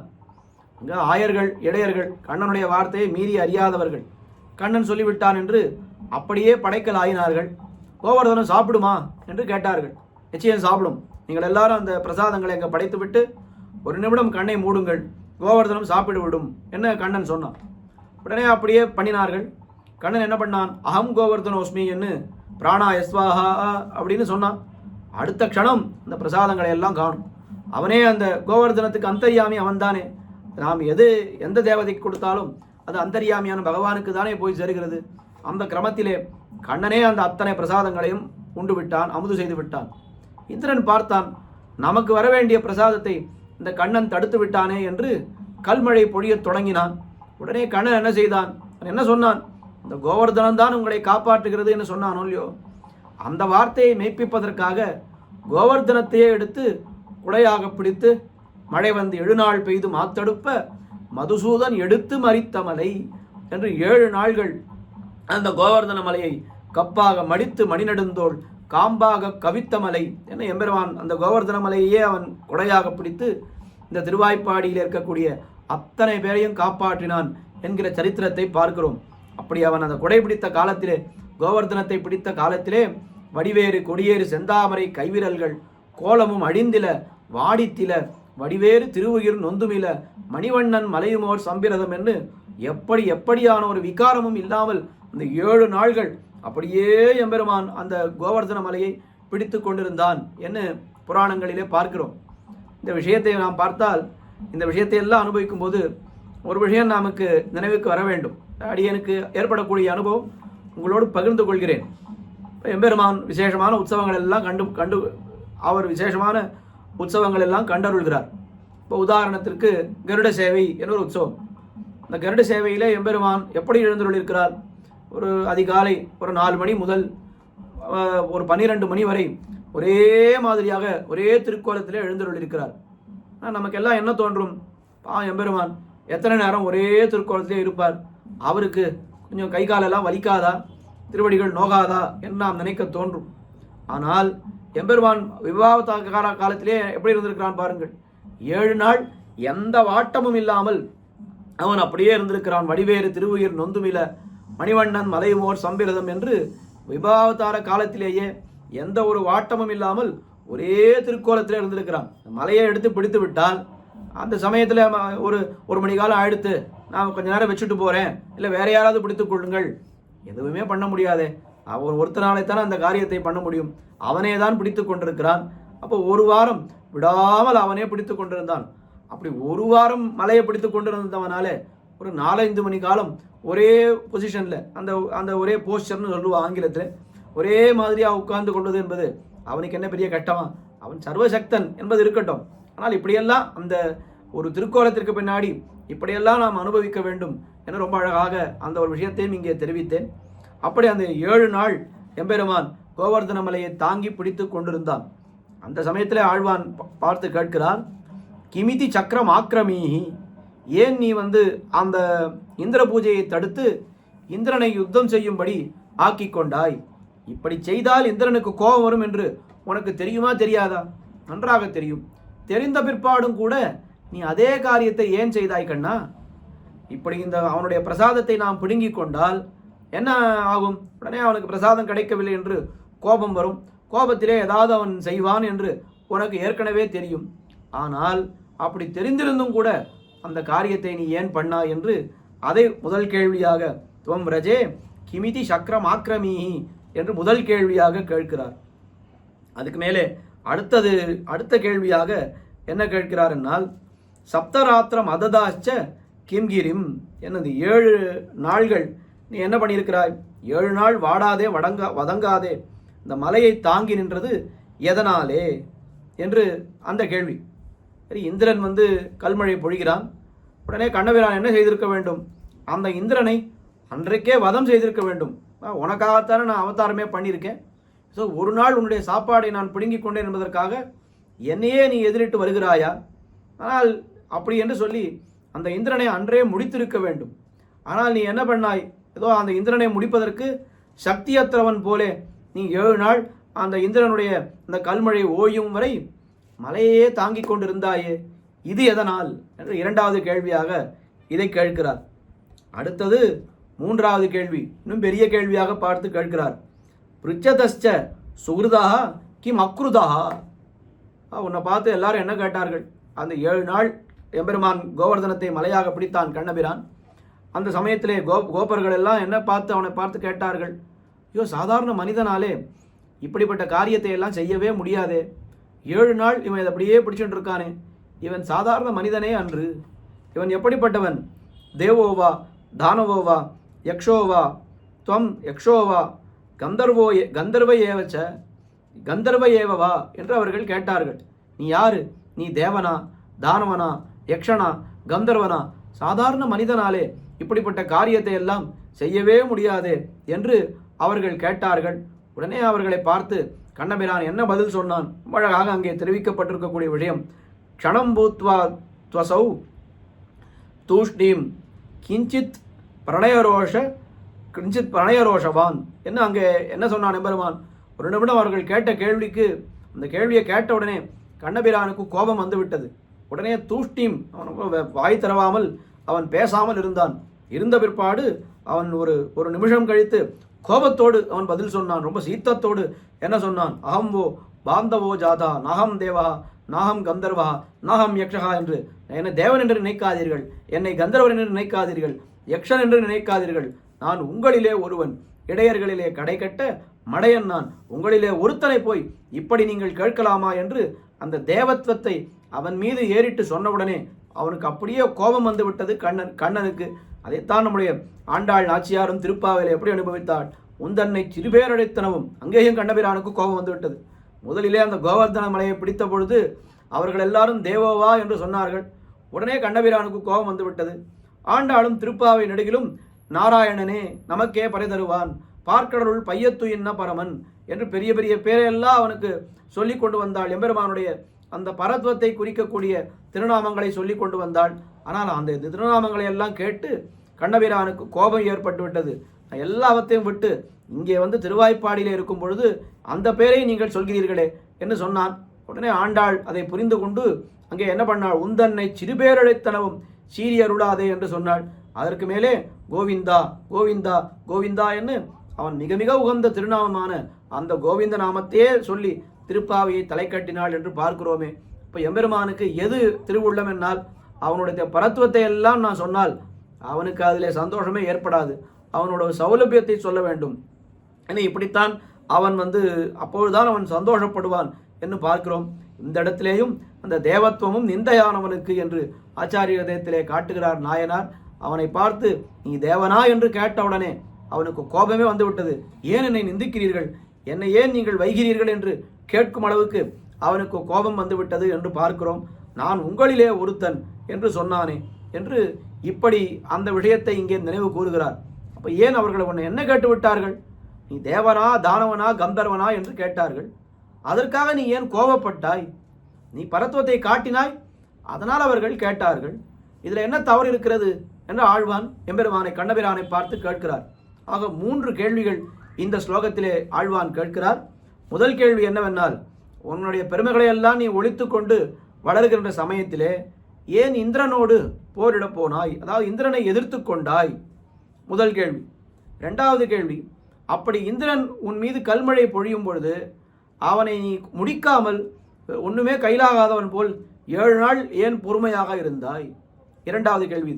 மூன்றாவது கேள்வி, அப்படி நீ செய்த அந்த பெரிய செயல்களை பார்த்து அவர்கள் எல்லாரும் என்ன கேட்டார்கள்? நீ தேவனா என்று ஒரு வார்த்தை கேட்டுவிட்டார்கள். அவர்கள் மீது நீ கோபப்பட்டது ஏனோ என்று 3 கேள்விகள் கேட்கிறார்கள். 3 கேள்விகளுக்கும் ரொம்ப ஆச்சாரியர்கள் ரொம்ப அழகாக சமாதானம் அருளி செய்திருக்கிறார்கள். அதுவும் குறிப்பாக இந்த இந்த சுந்தரபாகஸ்தவத்தை இப்பொழுது நாம் அனுபவித்துக் கொண்டிருப்பது காஞ்சி சுவாமியினுடைய வியாக்கியானத்தினுடைய துணை கொண்டுதான். அந்த காஞ்சி சுவாமி இந்த 3 கேள்வியும் தாமே எழுதி அதற்குண்டான விடைகளையும் ரொம்ப அழகாக ரொம்ப விரிவாக இங்கே அருளி செய்திருக்கிறார். அது ரொம்ப பொதுவாக நம்முடைய அந்த ஆச்சாரியர்களுடைய கிரந்தங்களிலே இந்த சமாதானங்கள் எல்லாம் காண கிடைக்கிறது. அதையெல்லாம் தொகுத்து இங்கே எழுதியிருக்கிறார். முதல் கேள்வி, அவன் ஏன் இந்திரனுடைய அதாவது தன்னுடைய ஊரிலே இந்திர பூஜையை ஏன் தடுத்தான் என்றால், தான் இருக்கின்ற ஊரிலே ஒரு தேவதைக்கு மற்றொரு தேவதைக்கு ஆராதனமா, அதை என்னால் சகிக்கவே முடியாது. எம்பெருமானுக்கு இந்த எம்பெருமானையும் மற்றொரு தேவதையும் சமமாக சொன்னால் அது பெரிய ஒரு பாவம் என்று கைசிக புராணத்திலேயும் நாம் பார்க்கிறோமே. அப்படி தான் இருக்கக்கூடிய ஊரிலே அவனுடைய ரொம்ப அல்பமான ஒரு தேவதையான மற்றொரு இந்திரன் என்கிற தேவதைக்கு ஆராதனையா, அது பண்ணவே கூடாது. எம்பெருமான் பல்வேறு தேவதைகளை குறித்து நாம் ஆராதனை பண்ணுகிறோம் என்னால் எந்த எண்ணத்தோடு பண்ணுகிறோம்? அத்தனை தேவதைகளும் எம்பெருமானுடைய சரீரங்கள் என்று நினைத்துதானே நாம் அந்த தேவதைகளுக்கு ஆராதனை பண்ணுகிறோம். நாள்தோறும் நாம் வருணனை குறித்து ஆராதனை பண்ணுகிறோம். சந்தியாவந்தனங்களிலே எல்லாம் என்ன ஒரு அபிப்பிராயத்திலே பண்ணுகிறோம் என்னால் அத்தனை தேவதைகளும் எம்பெருமானுடைய சரீரங்கள். ஆகாஷாத் பதித்தம் தோயம் யதாகச்சதி சாகரம் சர்வதேவ நமஸ்காரா கேசவம் பிரதிகச்சதி என்று அதை நினைவிலே கொண்டுதான் பண்ணுகிறோம். ஆனால் அப்படி நினைவில்லாமல் ஒரு தேவதையே பலனடிக்கக்கூடியது என்று நினைத்து ஒருத்தர் பண்ணானால் அதை எம்பெருமான் சகித்து கொள்ளவே மாட்டான். அதனால தான் இருந்த ஊரிலே மற்றொரு தேவதைக்கு பூஜை என்னால் அதை அவன் தடுத்து விட்டான் என்பது முதல் கேள்வியினுடைய விடை. இரண்டாவது கேள்வியிற்கு என்ன விடை? அப்படி இந்திரன் முன் மீது கல்மழை பொழிந்த போது அவனுடைய தலையறிந்து புகழாமல் நீ 7 நாள் வேடிக்கை பார்த்து கொண்டிருந்தாயே ஏன் என்று இரண்டாவது கேள்வி. அதற்கு என்ன சமாதானம் என்னால், அது திருப்பாவையிலேயே நாம் ரொம்ப அழகாக அதற்கு சமாதானத்தை பார்க்கிறோம். குன்று குடையா விடுத்தாய் குணம் போத்தி என்ன, அந்த இடத்துல குணத்திற்கு பல்லாண்டு என்று நாச்சியார் பாடுகிறார். குணம் என்னால் என்ன குணம் என்னால் அவனை மன்னித்த அந்த பெருங்குணம். நியாயமாக இந்த அவதாரம் எடுத்ததே இந்திரனுக்காகத்தான், தேவர்களுக்காகத்தான். அப்படிப்பட்ட தேவர்களே அவனை எதிர்த்து வரும்பொழுது என்ன செய்திருக்க வேண்டும்? உங்களுக்காகத்தானே நான் இந்த அவதாரம் எடுத்தேன், என்னையே நீங்கள் எதிர்கிறீர்களா, நீங்களே பார்த்து கொள்ளுங்கள் என்று அவதாரத்தை தலை கட்டி கொண்டு போயிருக்க வேண்டும். ஆனால் அப்படியெல்லாம் பண்ணாமல், இல்லை என்றால் அந்த இந்திரனுடைய கழுத்தை அறுத்திருக்க வேண்டும். அப்படியெல்லாம் பண்ணாமல் சரி அவன் ஓயும் வரை செய்யட்டும், அவன் எவ்வளவு நாள் கல்மழையை பொழிகிறானோ அவ்வளவு நாள் பொழியட்டும், அவனிடத்திலே கற்கள் எவ்வளவு நாள் இருக்கின்றனவோ அவ்வளவு நாள் பொழிய போகிறான், கற்களுடைய இந்த ஸ்டாக் தீர்ந்து விட்டதானால் அவனே நிறுத்தி கொள்ளப் போகிறான் என்று அவன் ரொம்ப அழகாக அந்த இந்திரனை மன்னித்து விட்ட அந்த பெருங்குணத்துக்கு பல்லாண்டு. அழகாக ஒரு உதாரணமாக கூட காட்டுவார்கள். ஒரு தாய் இருக்கிறாள், அந்த தாய்க்கு 2 குழந்தைகள். அது 2 எப்படி குழந்தைகள் என்னால் ரொம்ப அடுத்தடுத்து ஒரு வருடத்திற்குள்ளாக பிறந்த குழந்தைகள். அவள் என்ன பண்ணுகிறாள்? இந்த 2வது குழந்தைக்கே அதிகமாக, அந்த 2வது குழந்தையே அதிகமாக பார்த்து கொண்டு அதற்கு பாலூட்டி கொண்டிருக்கிறாள். இந்த பெரிய குழந்தை அதுவும் சின்ன குழந்தை தான், அதுக்கும் ரொம்ப இன்னும் வளரல. ஐயோ நம்ம விட்டுட்டாலே தாய் என்று கோபமாக இந்த தாயின் முதுகிலே போய் அடிக்கிறது அந்த குழந்தை. உடனே தாய் என்ன நினைப்பாள்? அது தன்னுடைய குழந்தை தான், ஆனால் ஏதோ பாவம் அதுக்கு கிடைக்க வேண்டிய அந்த பாலை இந்த குழந்தை குடித்து விட்டதே என்று அந்த கோபத்தினாலே அடிக்கிறது. கை ஓய்ந்தால் அதுவே நின்று விட போகிறது என்று விட்டு விடுவாள் அல்லவா அந்த தாய். அதுபோல எம்பெருமான் என்ன நினைத்தான்? கண்ணபிரான் ஏதோ அவனிடத்திலே கற்கள் இருக்கிற வரைக்கும் அவன் மழை பொழியட்டும், அது தீர்ந்து விட்டதானால் ஓய்ந்து போய் அவனே போய்விடப் போகிறான் என்று அவனை மன்னித்து விட்டானே, அந்த பெருங்குணம் இங்கே நாம் நினைக்கத்தக்கது. ஆங்கிலத்திலே பொதுவாக சொல்லுவார்கள், என்ன சொல்லுவார்கள்? மனிதருக்கும் கடவுளுக்கும் என்ன வித்தியாசம் அப்படின்னு கேட்டால், இந்த காட் கிவ்ஸ் அண்ட் ஃபர்கிவ்ஸ் அப்படின்னு சொல்லுவார்கள். கடவுள் இருக்கிறாரே நிறைய கொடுப்பார், அதுக்கு மேலே ஃபர்கிவ்ஸ் நாம் பண்ணக்கூடிய பிழைகளை எல்லாம் மன்னித்து விடுவார் என்று சொல்லுவார்கள். சரியா? மனிதனுக்கு என்ன குணம் அப்படின்னு கேட்டால் மேன் கெட்ஸ் அண்ட் ஃபர்கெட்ஸ் அப்படின்னு சொல்லுவோம். எல்லாவற்றையும் வாங்கி கொள்வான், ஆனால் வாங்கி கொண்ட பிற்பாடு கொடுத்தவரிடத்திலே நன்றி இல்லாமல் மறந்து விடுவான். இது மனிதனுடைய சுபாவம் இப்படி இருக்கிறது. கடவுளுடைய சுபாவம் அப்படி கிவ்ஸ் அண்ட் ஃபர்கிவ்ஸ். எம்பெருமான் என்ன பண்ணுகிறான்? இந்திரனுக்காகத்தான் இத்தனையும் பண்ணுகிறான். இந்திரனுக்கு ஒரு ராஜ்யம் போயிடுத்துன்னா அவன் மகாபலியாக அவதரிக்கிறான். இந்திரனுக்கு ஐஸ்வர்யம் போயிடுத்துன்னா திருப்பார்கடலை கிடைக்கிறான். ஆனால் அந்த இந்திரன் ஒரு நாள் ஒரு வாய் சாப்பாட்டிற்காக கண்ணனோடு எம்பெருமானோடு அவன் யுத்தோன்முகனாக வந்தான் என்று சொன்னால் அவன் எவ்வளவு பெரிய அந்த மேன் கெட்ஸ் அண்ட் ஃபர்கெட்ஸ்ன்றதுக்கு சரியான உதாரணம் இந்திரன். அவன் மேன் இல்லை, அவன் தேவன் தான். இருந்தாலும் அந்த ஒரு குணத்துக்கு சரியான உதாரணம் அந்த இந்திரன். அந்த சமயத்திலே அவனை வதம் பண்ண வேண்டியிருக்க கண்ணபிரான் என்ன பண்ணிவிட்டான்? அவனை மன்னித்து விட்டானே ஒரு பெருங்குணத்தோடு. இப்போ காட் கிவ்ஸ் அண்ட் ஃபர்கிவ்ஸ் ரொம்ப பொருத்தமாக இருக்கிறது. இந்த ஒரு சரித்திரத்திலேயே இந்த மனிதனுக்கும் கடவுளுக்கும் உண்டான அந்த வித்தியாசத்தை நாம் ரொம்ப அழகாக தெரிந்து கொள்ளலாம். ஆக இரண்டாவது கேள்விக்கு விடையாக இதை காட்டியிருக்கிறார் காஞ்சி சுவாமி. மூன்றாவது கேள்விக்கு என்ன விடை என்னால் ஆண்டாள் நாச்சியார் ஏற்கனவே காட்டிவிட்டாள். உந்தன்னை சிறுபேரழைத்தனவும் சீரியருளாதே. அவன் எல்லாவற்றையும் விட்டுவிட்டு அந்த பரமதத்தில் இருக்கக்கூடிய வாழ்க்கையெல்லாம் எனக்கு வேண்டாம், நான் உங்களோடு சேர்ந்து இடையர்களிலே கடைகட்ட மடையனாய் வாழ வேண்டும் என்று நான் வந்திருக்கிறேன். என்னை பார்த்து நீ தேவனா என்று கேட்டால் அது எனக்கு பிடிக்காது.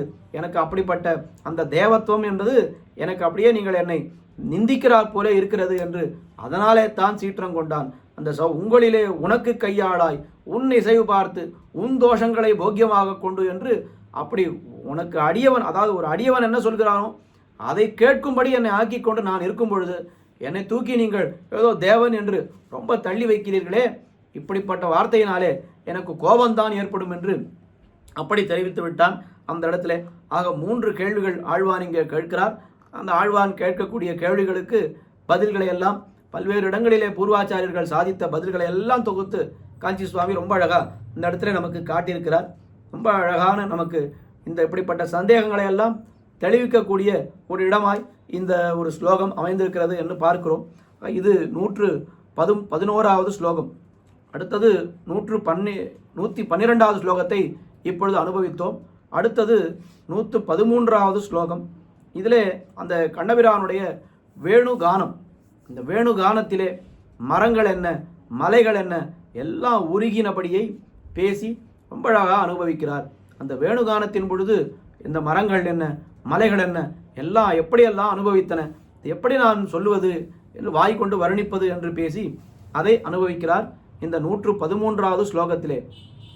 ஏ நந்தநந்தன சுசுந்தர சுந்தராஹ்வ பிருந்தாவனே விகரதஸ்தவ வல்லவீபிஹி வேணுத்வனி ஸ்ரவணதஸ்தருபிஸ்ததா வை சக்ராவபில் ஜது விலாய மகோவிலில்யே. ஹே நந்தநந்தன சுசுந்தர சுந்தராஹ்வ. நந்தநந்தன, நந்தன் என்னால் நந்தகோபன். அந்த நந்தநந்தன என்னால் நந்தனுக்கு ஆனந்தத்தை விடுவிப்பதற்காக அவனுடைய பிள்ளையாய் தோன்றியவனே நந்தநந்தன. சுசுந்தர திருமாலிருஞ்சோலை அழகரே. சுந்தராஹ்வ அந்த அழகை உடையவனே, அழகன் என்றே பெயர் பெற்றவனே. எத்தனையோ எம்பெருமான்கள் இருக்கிறார்கள், எல்லாருக்கும் அழகன் என்று பெயர் வந்ததா என்னால் இவனுக்கு தான் அழகன் என்று அதுவே லட்சணமாக அவனுக்கு ஒரு பெயராகவே அமைந்தது என்று பார்க்கிறோம். அப்படி அந்த சுசுந்தர சுந்தராஹ்வ ததா பிருந்தாவனே வல்லவீபி சக விகரதஸ்தவ. முன்பு ஒரு காலத்திலே இந்த பிருந்தாவனத்திலே 1000 மங்கைகளோடு அந்த லீலாரசம் அனுபவிக்க நின்ற அந்த லீலாரசத்தை அனுபவிப்பதற்காக சென்றீரே. அந்த சமயத்திலே வேணுத்வனி ஸ்ரவணதா உம்முடைய அந்த குழலூதும் இசையை கேட்டதனாலே சக்ராவபிஹி தருபிஹி ஜதுவிலாயம் விலில்யே அஹோ. கிராவாபிஹி என்னால் கற்கள், கிராவம் என்னால் கல், இல்லை சின்ன சின்ன மலைகள் குன்றுகள், அவைகளெல்லாம் உருகிவிட்டன. கண்ணபிரானுடைய வேணுகானத்தை கேட்டு மலைகளும் கற்களும் உருகிவிட்டன. தருபிஹி மரங்கள் எல்லாம் உருகிவிட்டன. என்ன தீயோடுடன் சேர் மெழுகாய் உருகுமா போலே அவைகளெல்லாம் உருகினவே, இது எங்கனே எங்கனே என்று கேட்டு இந்த பாசுரத்திலே ஆச்சரியப்படுகிறார் ஆழ்வான். இந்த குழலூதும் கண்ணபிரான் குழலூதுகின்ற அந்த ஒரு அனுபவத்தை பெரியாழ்வார் ரொம்ப பறக்க செய்திருக்கிறார். நாவலம் பெரிய தீவினில் வாழும் நங்கை மீர்கள் இதோர் அற்புதம் கேளீர், தூவலம் புரிவுடைய திருமால் தூயவாயில் குழலோச வழியே என்ன ஒரு பதிகம், 3ஆம் பத்திலே இருக்கக்கூடிய 6வது பதிகம். இந்த குழலூதுவதை அனுபவிப்பதற்காகவே அங்கே பெரியாழ்வார் பாடியிருக்கிறார். அங்கே கண்ணபிரான் குழல் ஊதும் பொழுது என்னவெல்லாம் ஆயிற்று, இந்த கானகம்படி உலாவி உலாவி கருஞ்சிறுக்கண் குழலூதின போது மேனகையோடு திலோத்தமை அரம்பை உருப்பசி அரவர் வெள்கி மயங்கி வானகம்படியில் வாய்திர பின்னி ஆடல் பாடலவை மாறினர் தாமே. என்ன அங்கே தேவலோகத்தில் இருக்கக்கூடிய பெண்கள் என்ன, இங்கே இருக்கக்கூடிய கோவலர் சிறுமியர் இளங்கொங்கை குதுகலிப்ப எங்கும் காவலும் கடந்து கயிறு மாலையாகி வந்து கவிழ்ந்து நின்றனரே. எல்லாம் அப்படியே ஸ்தம்பித்து போய் இந்த கண்ணபிரானுடைய குழல் ஊதுகின்ற அந்த ஓசையை கேட்டவுடனே, அந்த ஒரு வேணுகானத்தை கேட்டவுடனே ரொம்ப ஆனந்தப்பட்டார்கள்.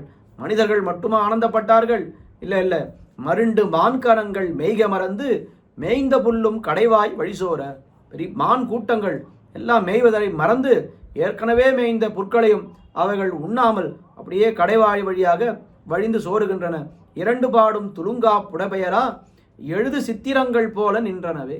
அப்படியே சித்திரத்தை வரைந்தால் எப்படி இருக்குமோ அதுபோல ஒரு ஆடாமல் அசையாமல் அத்தனை மிருகங்களும், ஒரு காட்டினுடைய படத்தை வரைந்தால் நிறைய மரங்களை எல்லாம் வரைந்து பெரிய மிருகங்கள் மான்களை எல்லாம் வரைவார்களே, அப்போ அந்த சித்திரம் ஏதாவது ஆடுமான்னு அதுபோல ஸ்தம்பித்து நின்று விட்டன மான்கள். ஏன்னா அது ஒரு பாசுரத்திலே தெரிவித்தார். கடைசியாக மரங்கள் நின்று மதுதாரைகள் பாயும் மலர்கள் வீழும் வளர் கொம்புகள் தாழும் இறங்கும் கூம்பும் திருமால் நின்ன நின்ன பக்கம் நோக்கி அவை செய்யும் குணமே. ஏன்னா அந்த பதிகத்தை முடிக்கும் பொழுது மரங்கள் நின்று மதுதாரைகள் பாயும், அப்படியே அங்கே இருக்கக்கூடிய மரங்கள், பிருந்தாவனத்தில் இருக்கக்கூடிய மரங்கள் எல்லாம் அப்படியே மது பெருகா நின்றன. மலர்கள் வீழும், அத்தனை மரங்களும் அந்த மலர்களை எல்லாம் அப்படியே உதிர்த்தன. மொத்த மரங்களும் மொத்த புஷ்பங்களும் கீழே விழுந்து விட்டன. அதுக்கு மேலே மலர்கள் விழும் வளர் கொம்புகள் தாழும், பெருசாய் உயர்ந்திருக்கக்கூடிய மூங்கில் முதலான அந்த மரங்கள் எல்லாம் அப்படியே கண்ணபிரானுடைய குடலோசையை கேட்டு எல்லாம் அப்படியே தாழ்ந்து விட்டன. இறங்கும் எல்லாம் அப்படியே ரொம்ப ஒரு எல்லாமே அந்த மரங்கள் என்ன, இது என்ன, மலைகள் என்ன, எல்லாம் வந்து அப்படியே உருகி விட்டன. அதற்கு மேலே இறங்கும் கூம்பும், ஒவ்வொரு மரமும் அப்படியே கைகூப்புறா போலே ஒன்றோடு ஒன்று சேர்ந்து எம்பெருமானுடைய அந்த அனுபவத்தை செய்கின்றன. என்ன பெரியாழ்வார் பாடினாரே, அதையெல்லாம் அப்படியே கருத்திலே கொண்டு இங்கே சக்ராவபில் ஜதுவிலாய மகோ பிலில்யே என்று மலைகள் என்ன, மரங்கள் என்ன, எல்லாம் உருகிவிட்டனவே, இது எங்கனே என்று ரொம்ப ஆச்சரியப்பட்டு இந்த பாசுரத்திலே, இந்த ஸ்லோகத்திலே தெரிவிக்கிறார். 113வது ஸ்லோகம். அடுத்தது 114வது ஸ்லோகம். வேணுகானம்னு சொன்ன உடனே நம்முடைய நினைவுக்கு வரக்கூடிய விஷயம் இந்த ராசக்கிரீடை என்கிற விஷயம். வேணுகானம் என்று சொன்னாலே அந்த கோபிமார்களுக்கு அத்தனை ஆசை. அத்தனை பேரும் சேர்ந்து வந்து விடுவார்கள் பிருந்தாவனத்திற்கு. பிருந்தாவனத்திற்கு வந்தால் அத்தனை பேரும் என்ன எதிர்பார்ப்பார்கள், கண்ணன் என்னோடு இருக்க வேண்டும் என்று எதிர்பார்ப்பார்கள். ஆனால் அத்தனை பேருக்கும் ஒரே கண்ணன் எப்படி போகிறோம்? உடனே கண்ணன் என்ன பண்ணுவான், எத்தனை கோபிகைகள் இருக்கிறார்களோ அத்தனை உருவங்களை எடுத்துக்கொள்வான். 1000 கோபிகள் என்னால் 1000 கண்ணன், 200 கோபிகள் என்னால் 200 கண்ணன் என்று அப்படி உருவம் எடுத்துக்கொள்வான். எடுத்துக்கொண்டு கோபிகள் என்ன ஆசைப்பட்டார்கள், என் பக்கத்திலே கண்ணன் இருக்க வேண்டும் என்று ஆசைப்பட்டார்கள். ஆனால் கண்ணன் என்ன செய்து விட்டான் என்னால் ஒவ்வொரு கோபிகைக்கும் 2 கண்ணன்களை கொடுத்து விட்டான். அதாவது அந்த ராசக்கிரீடை என்னால் அது வட்டமாக அப்படியே நின்று கொள்ள வேண்டியது. ஒரு கண்ணன் ஒரு கோபிகை, ஒரு கண்ணன் ஒரு கோபிகை. இன்னும் 1000 கோபிகைகள் இருந்தால் 1000 கிருஷ்ணர்கள் அங்கே இருப்பார்கள்.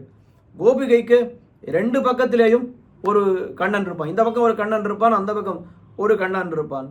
கண்ணனுக்கு 2 பக்கத்திலேயும் கோபிகைகள் இருப்பார்கள். இங்கே ஒரு கோபிகை, அங்கே ஒரு கோபிகை.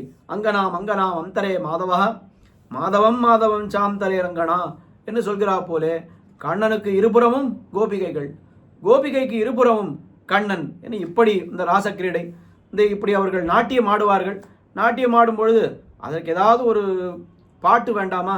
அதுக்கு என்ன பாட்டு என்னால் அந்த பெரிய வட்டத்துக்குள்ளே நடுவாக கண்ணனே இருந்து கொண்டு வேணுகானம் வாசிப்பான். இது மற்ற சம்பிரதாயங்களில் என்ன சொல்லுவார்கள் என்னால் கண்ணனும் ராதையும் அங்கே இருப்பார்கள், கோபிகள் எல்லாரும் ராசக்கிரீடை செய்வார்கள் என்று இப்படி சொல்லுவார்கள். நம்முடைய சம்பிரதாயத்திலே கண்ணன் அங்கே இருந்து கொண்டு அவன் புல்லாங்குழல் வாசிப்பான். அப்படி வாசிக்கின்ற அந்த ஒரு இசையை கேட்டு இவர்கள் அத்தனை பேரும் ஆடுவார்கள். இந்த 1000 கண்ணன் 1000 கோபிகைகள் ஒருத்தரோடு ஒருத்தர் கையை கோர்த்து கொண்டு அப்படி அந்த ரொம்ப பெரிய ஆனந்தமாக அந்த ராசக்கிரீடையை ஆடுவார்கள். அப்படி அந்த ராசக்கிரீடை நடக்கும் பொழுது அவர்களுடைய திருவுள்ளம், உன்னுடைய திருவுள்ளமும் எப்படி இருந்தது என்று இந்த ஸ்லோகத்திலே ஆழ்வான் கேட்கிறார். காயங்காயம் வனகிரிபதே त्वं हि बृन्दावनान्तः गोपी सन्दैर् विहरसि यदा सुन्दरव्यूढबाहो रासारम्भोत्सव बहुविध प्रेम सीमन्तिनीनां चेतश्चेतश्चव तव चतुतदा காம்தசாம் அன்வபூதாம். அந்த ராசக்கிரீடை பண்ணும் பொழுது, ஹே வனகிரிபதே சுந்தர வியூடபாஹோ, திருமாலிருஞ்சோலைக்கு அதிபதியான சுந்தர தோளுடைய அழகனே, தம் பிருந்தாவனாந்தா காயங்காயம் கோபீசங்கை சக யதா விகரசி, தேவரீர் அந்த பிருந்தாவனத்திலே வேணுகானத்தை அடுத்தடுத்து செய்து கோபிகள் திரளோடு லீலாரசம் கொண்டாடின காலத்திலே என்று காட்டுகிறார். இந்த பிருந்தாவனத்திலே கோபிகைகளோடு லீலாரசம் அனுபவிக்கின்ற காலத்திலே ராசாரம்போத்சவ, ராசாரம்போத்சவ என்னால் அது ராசக்கிரீடை, அந்த உற்சவத்திலே பகுவித பிரேம சீமந்தினி நாம் சேதஹா சேதஹா ததா காம்தசாம் அன்வபூதாம் என்ன அந்த ராசக்கிரீடை பண்ணுகின்ற காலத்திலே, அது தமிழிலே குறவை கூத்து என்று சொல்லுகிறோம். அந்த குறவை கூத்தை நீ பண்ணி கொண்டிருந்த காலத்திலே ஆட்சியர்களுக்குண்டான பிரேமம் அது எப்படி இருந்தது, உனக்கு ஏற்பட்டிருந்த ஆனம் அது எப்படி இருந்தது, காம்தசாம் அது எப்படி இருந்தது, இது எப்படி இருந்தது என்று அவர்கள் அந்த அந்த விஷயத்தை எனக்கு சொல்ல வேண்டும் என்று ஆழ்வான் இந்த ஸ்லோகத்திலே கேட்கிறார். இந்த ராசக்கிரீடை என்று நினைக்கும் பொழுதே நம்ம எப்பொழுது அப்படிப்பட்ட ஒரு இதை நாம் எங்கே பார்க்க முடியும் என்று நமக்கு தோன்றும். அதாவது முழுவதும் கண்ணன், நடுவிலே கோபிகை, என்ன இந்த ஒரு கோபிகை ஒரு கண்ணன், ஒரு கோபிகை ஒரு கண்ணன், இப்படிப்பட்ட நிலைமையை நாம் எங்கே பார்க்க முடியும் என்னால் அந்த அளவுக்கு ரொம்ப தத்ரூபமாக நாம் அனுபவிக்க முடியாது. ஆனால் அதை போல ஒரு அனுபவம் இப்போ திருக்கோயில்களிலே எம்பெருமான் கண்ணாடியரிலே எழுந்தருளிருக்கிறார். அங்கே போய் நாம் சேவிக்கிறோம். அதாவது ஒரு ஒரு அலபிய லாபமாக இந்த கண்ணாடியரையிலே நாம் போகின்ற சமயத்திலே அங்கே இருக்கக்கூடிய அர்ச்சகர் அவர் அப்படி சற்று அப்படி வெளியில் வந்தாரானால் அந்த கண்ணாடியரில் யார் இருப்பா, எம்பெருமான் எழுந்தருளிருப்பார், கூட நாம் இருப்போம். அங்கே ஒரு நூற்றுக்கணக்கான கண்ணாடி சுற்றி எம்பெருமானை சுற்றி இருக்கும்.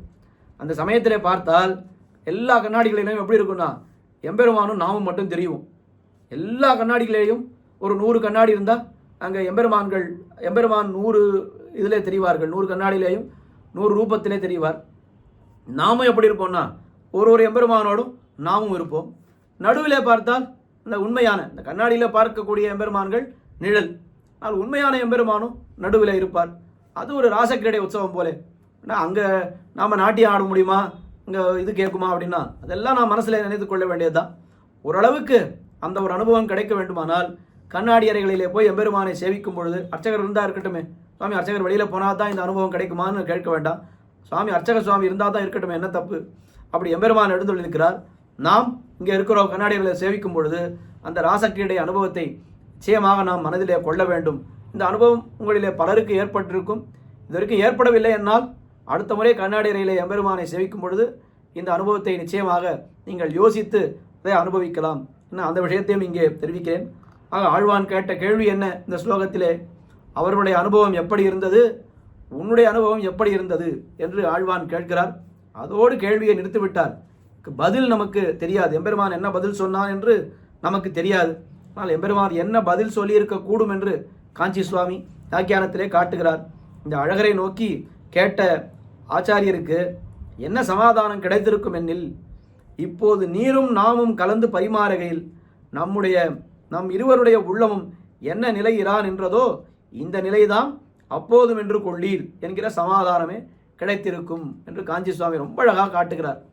அவர்கள் எப்படி சந்தோஷப்பட்டார்கள், நான் எப்படி சந்தோஷப்பட்டேன் என்று உங்களுக்கு தெரிந்து கொள்ள வேண்டும், அவ்வளவுதானே. ரொம்ப சுலபமாக சொல்கிறேன். இப்போ உமக்கு எவ்வளவு ஆனந்தம் என்னோட பேசும் பொழுது, என்னோட அளவலாவிக் கொண்டிருக்கும் பொழுது, என்னை குறித்து ஸ்தோத்திரங்கள் அருளி செய்யும் பொழுது, என்னை பார்த்து கேள்விகள், பதில் சொல்ல முடியாத கேள்விகள் கேட்கும்போது உமக்கு எவ்வளவு ஆனந்தம் ஏற்பட்டிருக்கிறதோ அத்தனை ஆனந்தம்தான் அன்றைக்கு கோபிகைகளுக்கு ஏற்பட்டிருக்கும்.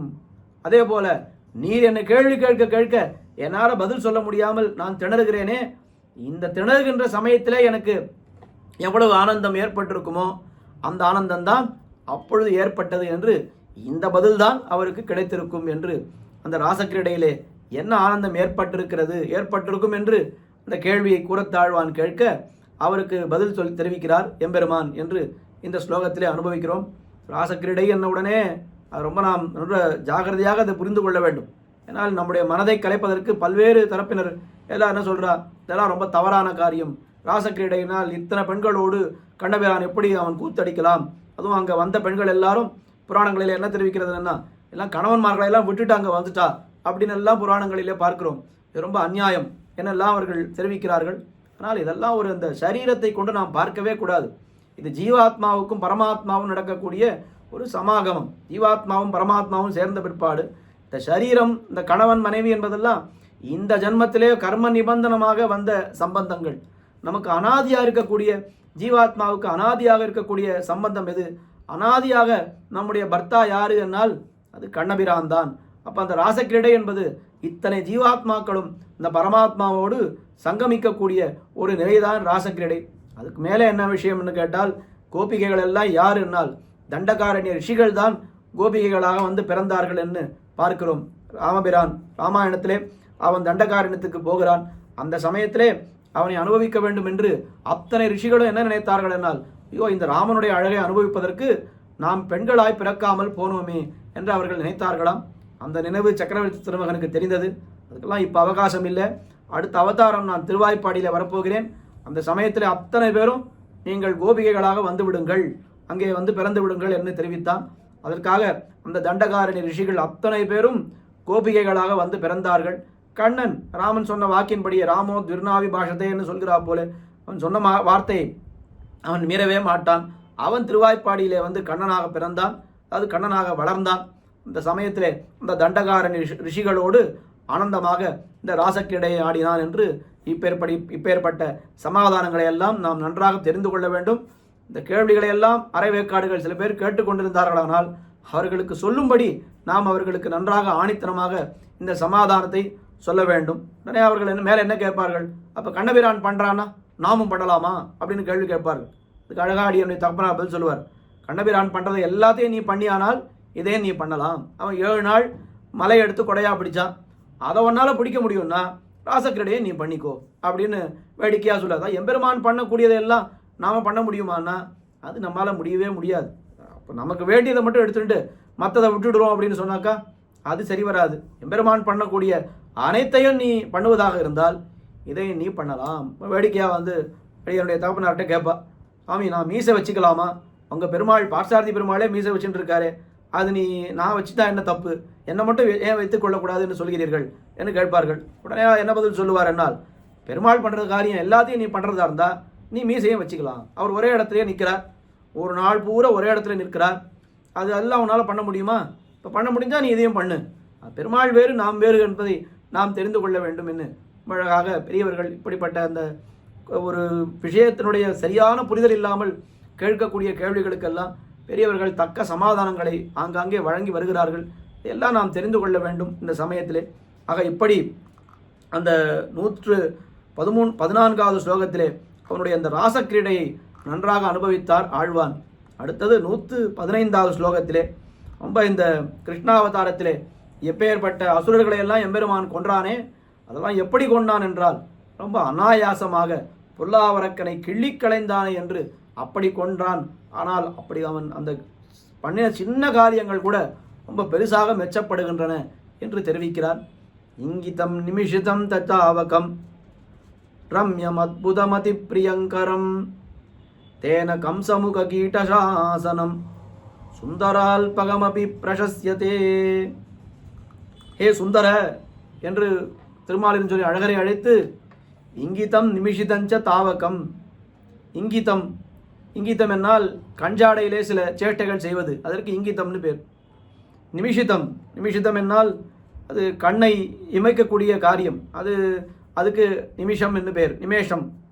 அப்படிப்பட்ட எந்த ஒரு காரியமாக இருந்தாலும் என்ன நமக்கு தேவை என்னால் நீர் பண்ணக்கூடிய காரியங்கள் எதுவாக இருந்தாலும் அது எங்களுக்கு ரொம்ப உத்தேசியம், அதுவே வேண்டுவது. அது ரம்யம் அத்புதம் அதி பிரியங்கரம். எல்லாம் தேவர்கள் பண்ணக்கூடிய காரியங்கள் எல்லாம் ரொம்ப ரமணீயமாகவும் அற்புதமாகவும் பரம போக்கியமுமாய் இருக்கின்றன. ரம்யம் அற்புதம் அதிப்பிரியங்கரம். தேன இந்த காரணம் பற்றியே என்ன நடக்கிறது? கம்சமுக கீட்ட சாசனம் அல்பகமபி பிரசஸ்யதே. கம்சன் முதலான பல்வேறு விரோதிகளை நீ கிருஷ்ணாவதாரத்திலே கொண்டிருக்கிறாய். அது எப்படி ரொம்ப சிறுச்சேவகமாக இருந்தாலும் ரொம்ப மெச்சப்படுகின்றது என்று அதை தெரிவிக்கிறார். எம்பெருமான் கம்சனை கொன்னானே, எவ்வளவு கட்டப்பட்டான் என்னால் ஒரு கட்டமும் படவில்லை. அந்த சரித்திரத்தையே பார்த்தாலே நன்றாக தெரிகிறது. விற்பெரு விழவும் கஞ்சனும் மல்லும் வேழமும் பாகனும் வீழ செத்தவன் என்று கோலையாப்பீட்டம் என்கிற யானையை கொண்டு கண்ணபிரானை முடித்து விட வேண்டும் என்று பார்த்தான் கம்சன். அந்த யானையை அனாயாசமாக கொன்று விட்டான். சரி, யானையிடத்திலிருந்து தப்பித்தால் மல்லர்களாலே அவனை கொன்றுவிட வேண்டும் என்று பார்த்தான். அவர்களையும் அவன் சாவ ஏவித்து செய்வான். ஏன் எதிர்ந்து வந்த மல்லரை சாவத்தகர்த்த சாந்தனி தோள் சதுரன்மலை என்று இதே திருமாலிருஞ்சொலை அழகர் விஷயமாக பெரியாழ்வார் பாடியிருக்கிறார். அப்படி அந்த மல்லர்களையும் அவன் அனாயாசமாக முடித்து விட்டான். இதெல்லாம் பார்த்துட்டே இருக்கான் கம்சன் மேலிருந்து. அவன் எங்கே இருக்கிறான்? பார்கடா வருவி ஆனமாமலையின் மறுப்பிணை குவடிரு துருட்டி ஊர்கொள் திண்பாகன் உயிர் செகுத்து அரங்கின் மல்லரை கொண்டு சூழ்பரன் மேல் போர்கடா வரசர் புறக்கிட மாட மீமிசை கஞ்சனை தகர்த்த என்று மீமிசையிலே ரொம்ப மேலே இருக்கிறான் கண்ணன், அதாவது கம்சன். கிடுகிடுன்னு ஏறி போனான். போன உடனே என்ன ஆயிடுத்து? இந்த 2 பேரும் இவன் வதம் பண்ணதை பார்த்த உடனே கம்சனுக்கு பயம். ரொம்ப ஒன்றுமே பண்ணல. கண்டபிரான் நேர போய் மாமான்னு கட்டின்டான். கட்டின்ற உடனே கம்சனுக்கு பிராணனே போயிடுது.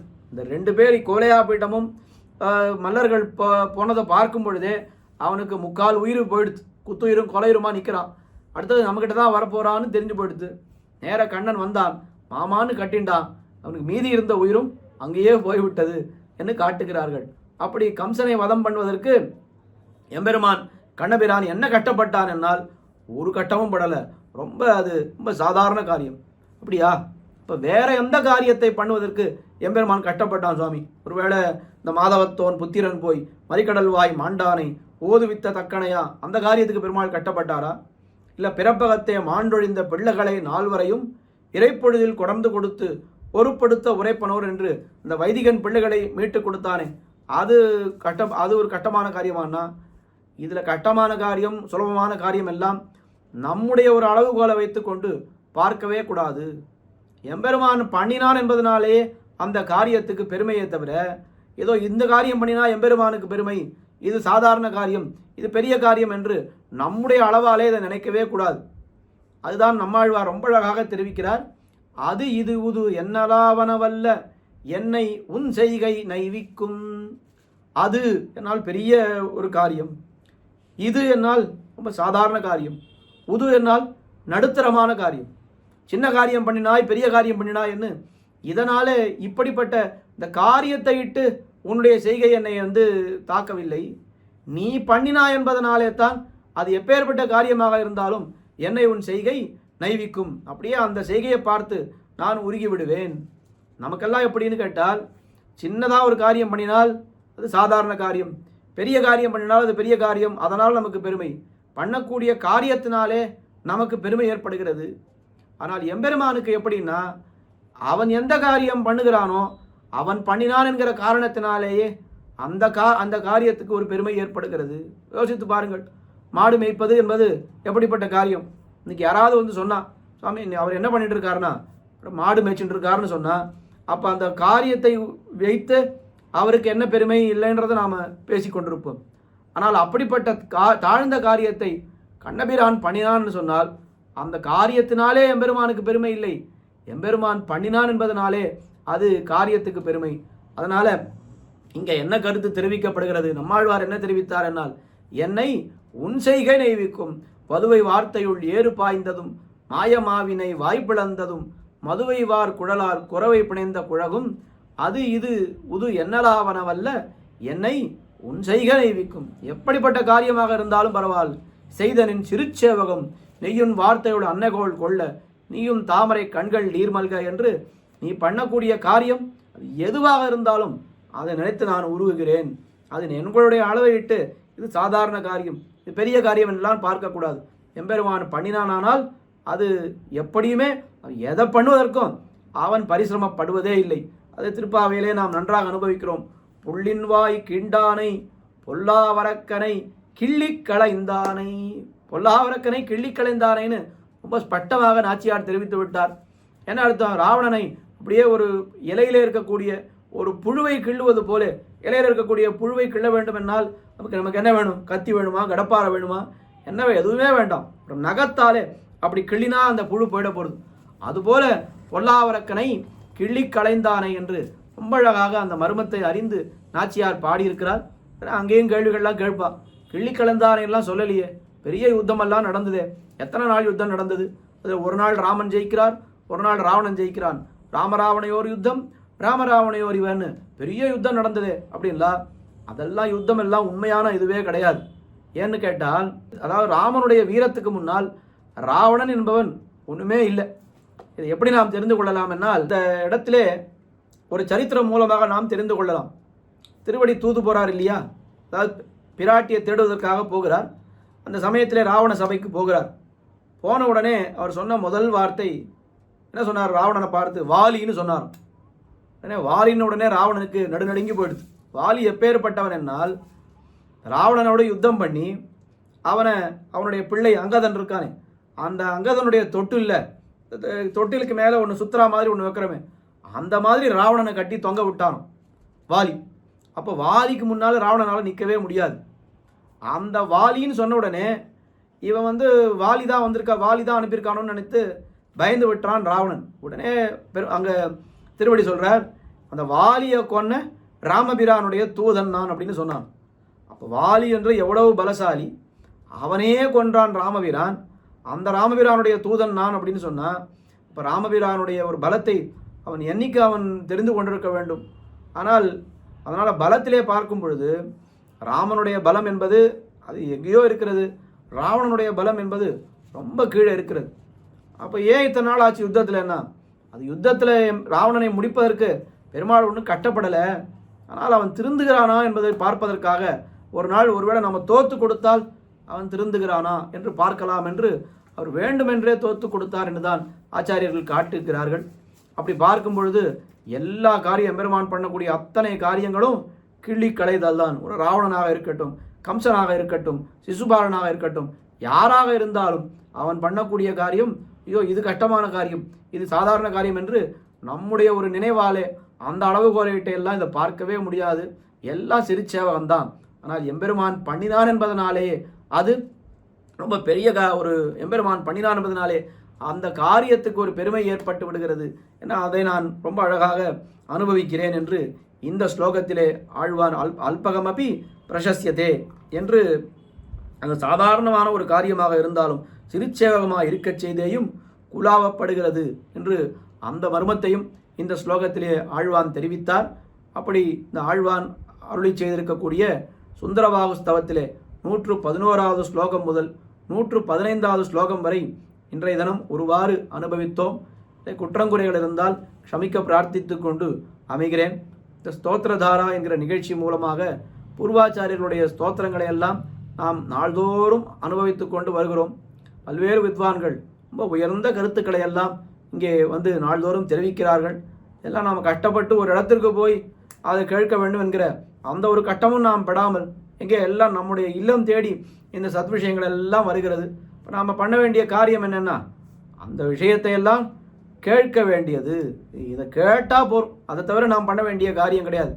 முன்னொரு காலத்தில் ஆச்சாரியன் இருக்கும் இடம் தேடி போய் அது அங்கேருந்து இங்கேருந்து நம்ம அவர் இடத்துக்கு போய் உட்கார்ந்து அதெல்லாம் நிறைய கஷ்டப்பட்டு விஷயங்களை கேட்க வேண்டிய ஒரு நிலைமை இருந்தது.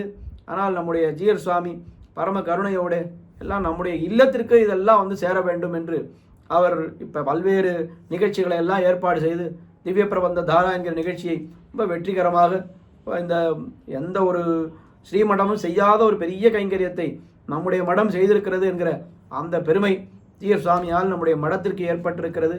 அப்படி திவ்ய பிரபந்த தாரா முடிந்த பிற்பாடு தற்பொழுது ஸ்தோத்திர தாரா நடைபெற்று கொண்டிருக்கிறது. அதில் ஆழ்வான் அருளி செய்த இந்த 3வது ஸ்தோத்திரம் அது அப்படியே முடிக்கும் தருவாயிலே இருக்கிறது. இதுக்கு மேலே வரதராஜஸ்தவம், ஸ்ரீஸ்தவம், அதற்கு மேலே பராசர பட்டர் முதலான ஆச்சாரியர்கள் அருளி செய்த ஸ்தோத்திரங்கள் எல்லாம் வரிசையாக அனுபவிக்க இருக்கின்றோம். தொடர்ந்து அனுபவித்து இந்த விஷயங்களை எல்லாம் நீங்கள் நன்றாக நல்ல பெரிய பெரிய வித்வான்கள் எல்லோரும் உபன்யாசம் பண்ணுகிறார்கள், எல்லாம் கேட்டு அனுபவிக்கும்படி அடியேன் பிரார்த்தித்து கொண்டு அமைகிறேன்.